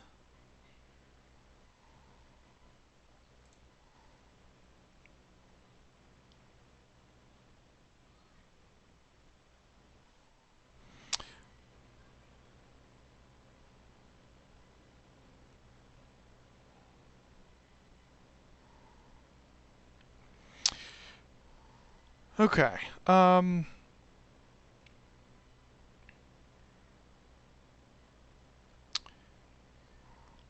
Let's see.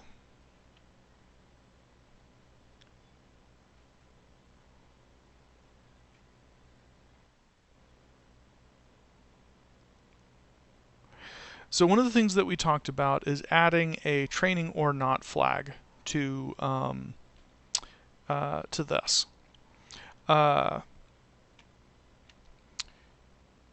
One of the things that we could do is if we come back to data sets here,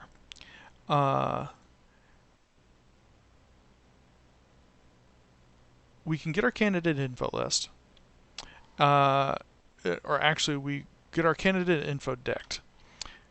All right, so come in here and we're going to say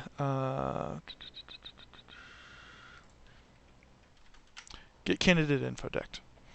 So we start off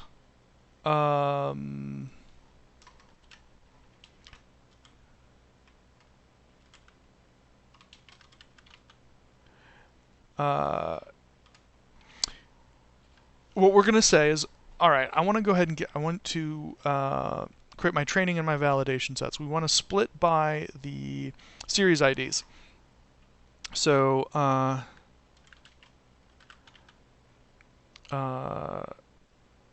we'll get a series list, which will be the keys of the info dict. Okay, so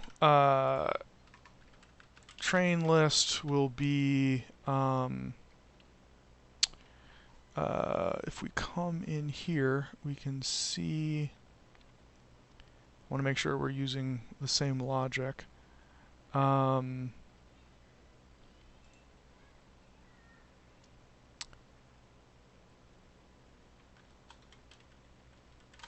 Grab this logic here.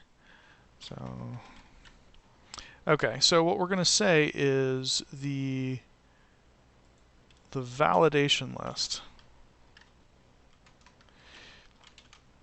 is the series list. We'll go ahead and set the validation stride equal to 10, right? The train list is going to be a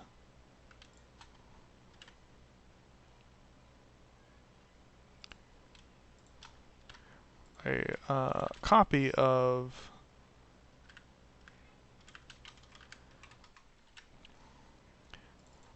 and then we're going to go ahead and delete out all of those things. All right.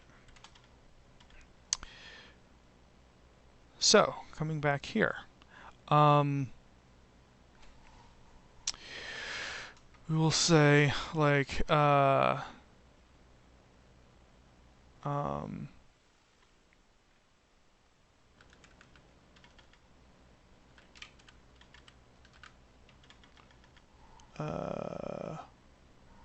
would we call that? We'll just call it is val.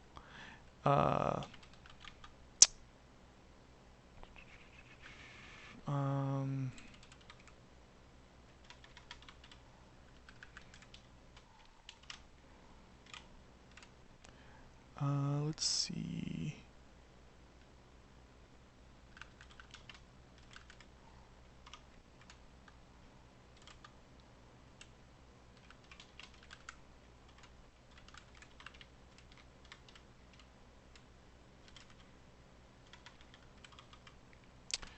I think that the bools get supported in the right way as they get passed into Torch, but I'm not 100% certain, so we'll have to see how that falls out.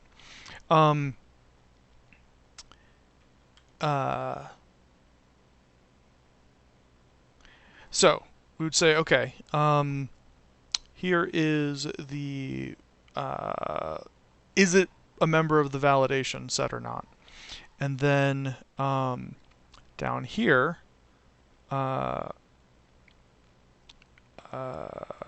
just like with index, we would have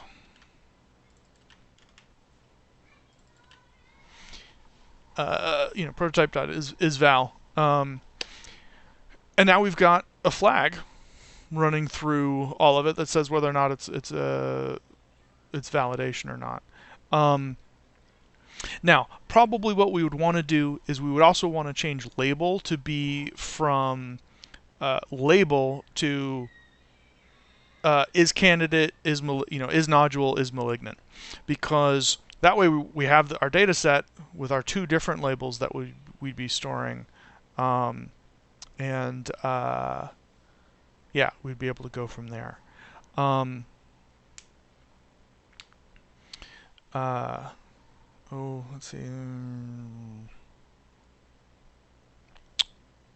This dot close is going to be problematic. We're not going to just be able to stop this.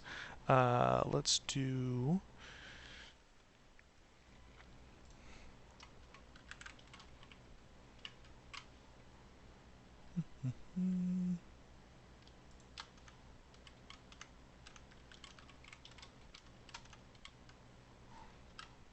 Okay, so we're going to have to stop this and run this again anyway. Anything else we want to add? I think we're going to go ahead and skip that for now, just in the interest of getting this done. So we'll go ahead and stop that, run it one more time, and see if the see if that does the trick for us. Okay. Oh, actually, that's not going to work. We need to actually then here do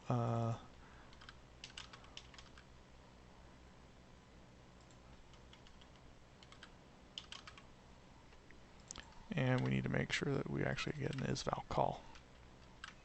Okay. Let's try that. All right, coming back to here, now what we can do is, so we decided we don't need those. What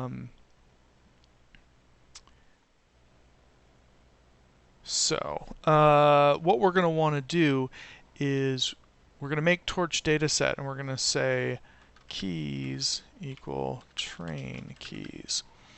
So train keys is going to have to be something that we pull out, and likewise down here we're going to say file keys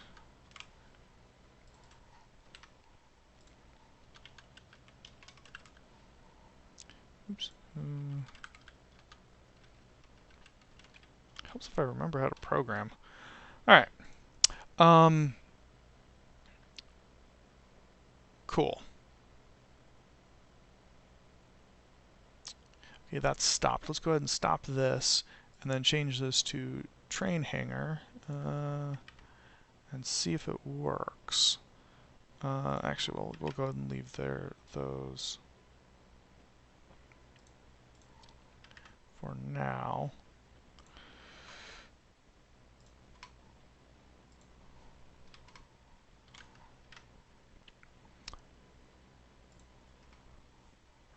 We'll come back to this while this first training run is running. That's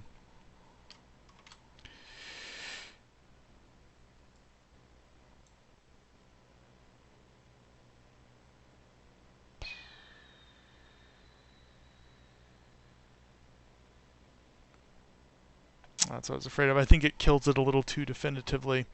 All right, coming back here.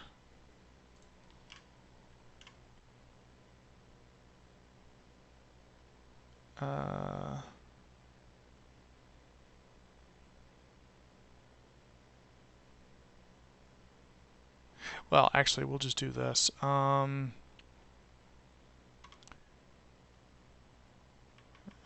We will break. I'm not sure how many samples we're going to need in order to get a positive sample, though. We've got like 50,000 samples, and only 100. Oops, training the wrong one.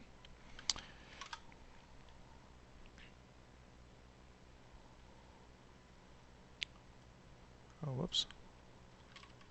Maybe that's the problem.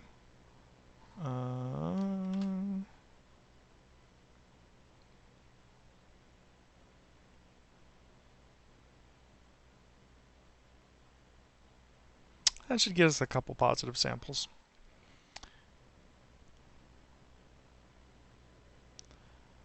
Okay. Let's run training.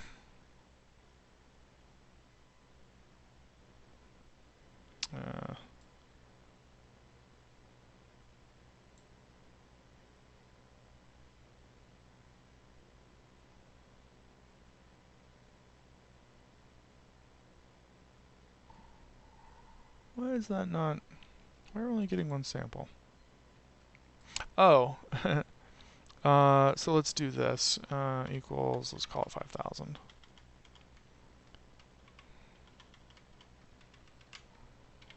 There we go. Let's try this one more time.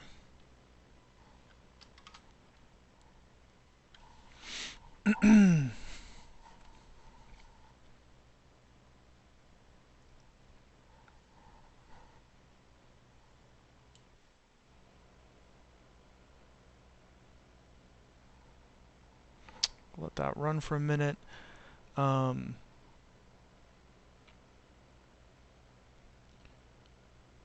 Let's see.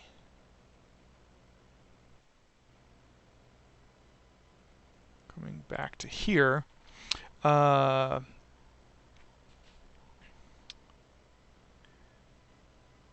me go ahead and poke at the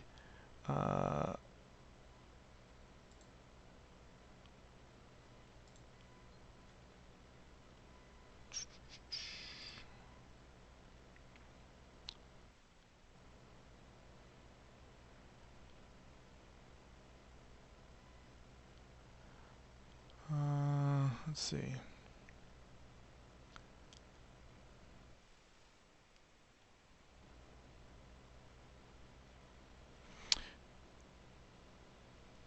Alright, so I think what we're going to want to do here is we're going to say for key in checkout.columns is val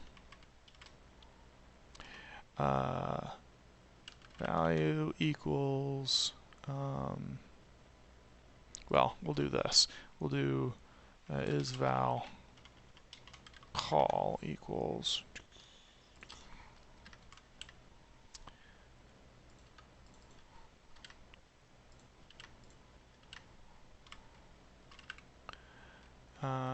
and then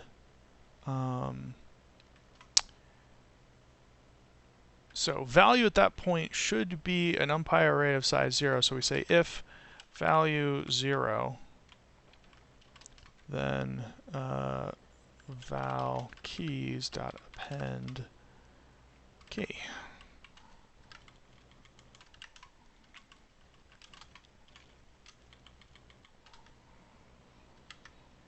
And then coming up here for train keys, we say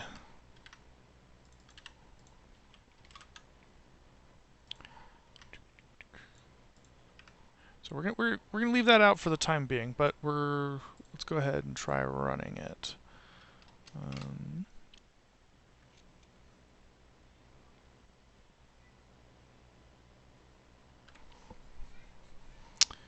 Transactional support has a child or is invalid. Oh, we increased the size.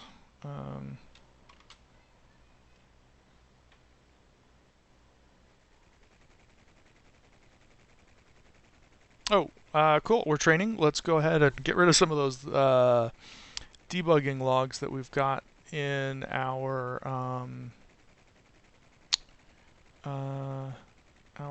training loop. Validation. Yeah, right here. Get rid of that. And we can get rid of that. Okay. So, kill that. Try running that again.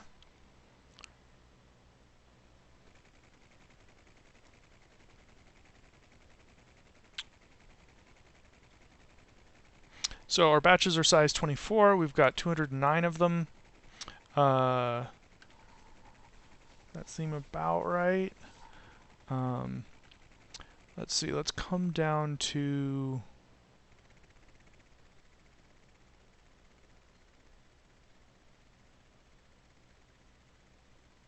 yeah, 2 times 25, it seems 50 times 100. So yeah, that seems about right.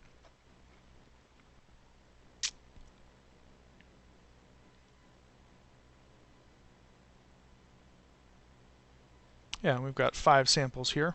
So we've got something. Let's go ahead and go back and put in the keys, the validation keys and the training keys.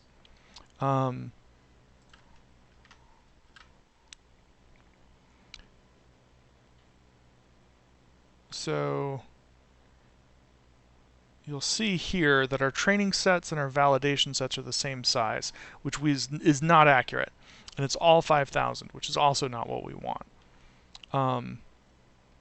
So let's go ahead and run that again, now that we've got our keys in there. And you'll see now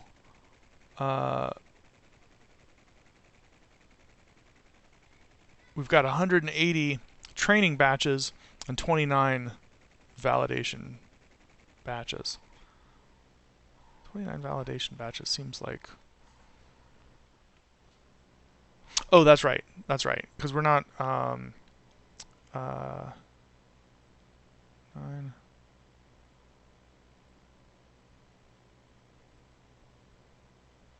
Yeah, so it's yeah, about 10%, a little bit higher. Yeah,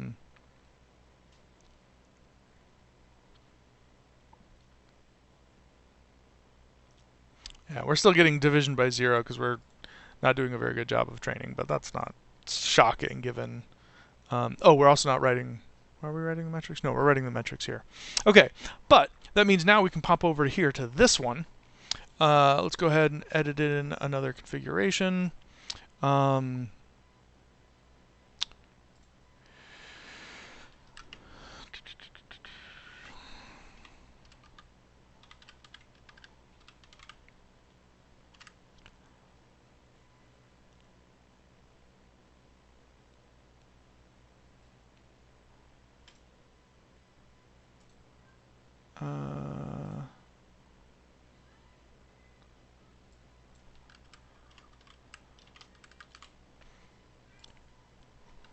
And now we can run this one.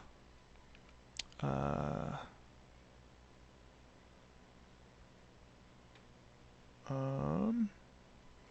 yeah, because we import a bunch of stuff we don't actually need.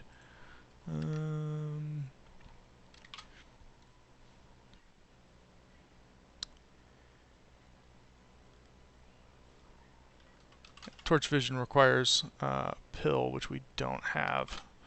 That seems to be the problem here.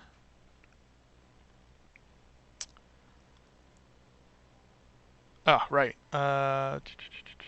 We also need to change this.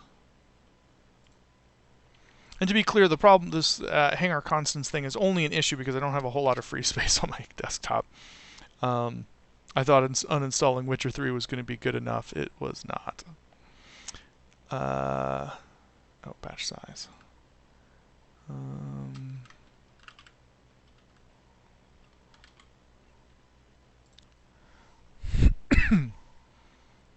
We will just hardcode that to 24 and this to 0.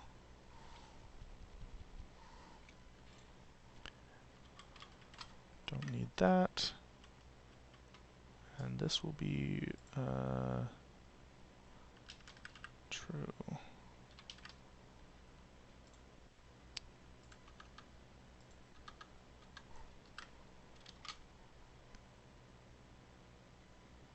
Oops.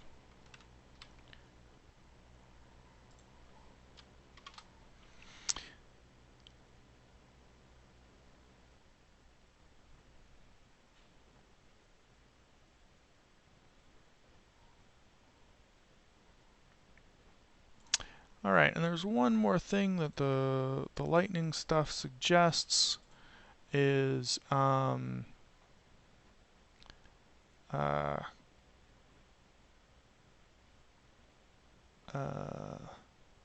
setting GPUs like this.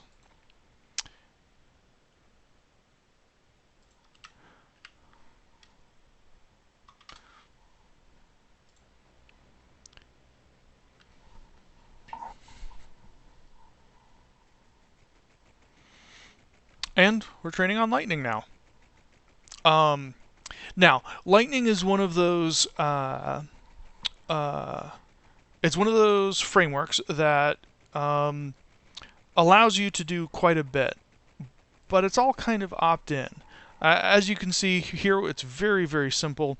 We set up our model, we set up a training step, we set up a validation step, and we're done. Configure optimizers, we're done. That's everything that we need to do in order to train something. But and you can see it's doing, I believe, yeah, validation now. And so you can set it up so that it can log information to TensorBoard and all of that kind of stuff. And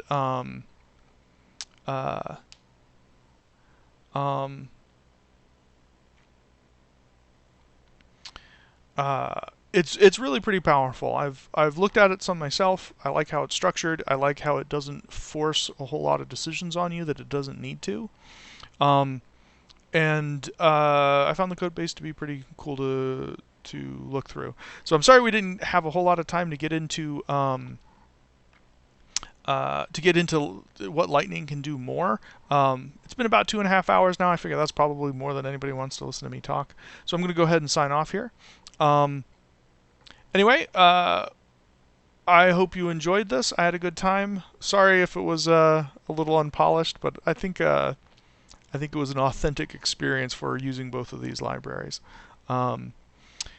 As always, happy to have discussions on the book, either in the issues for the GitHub repo or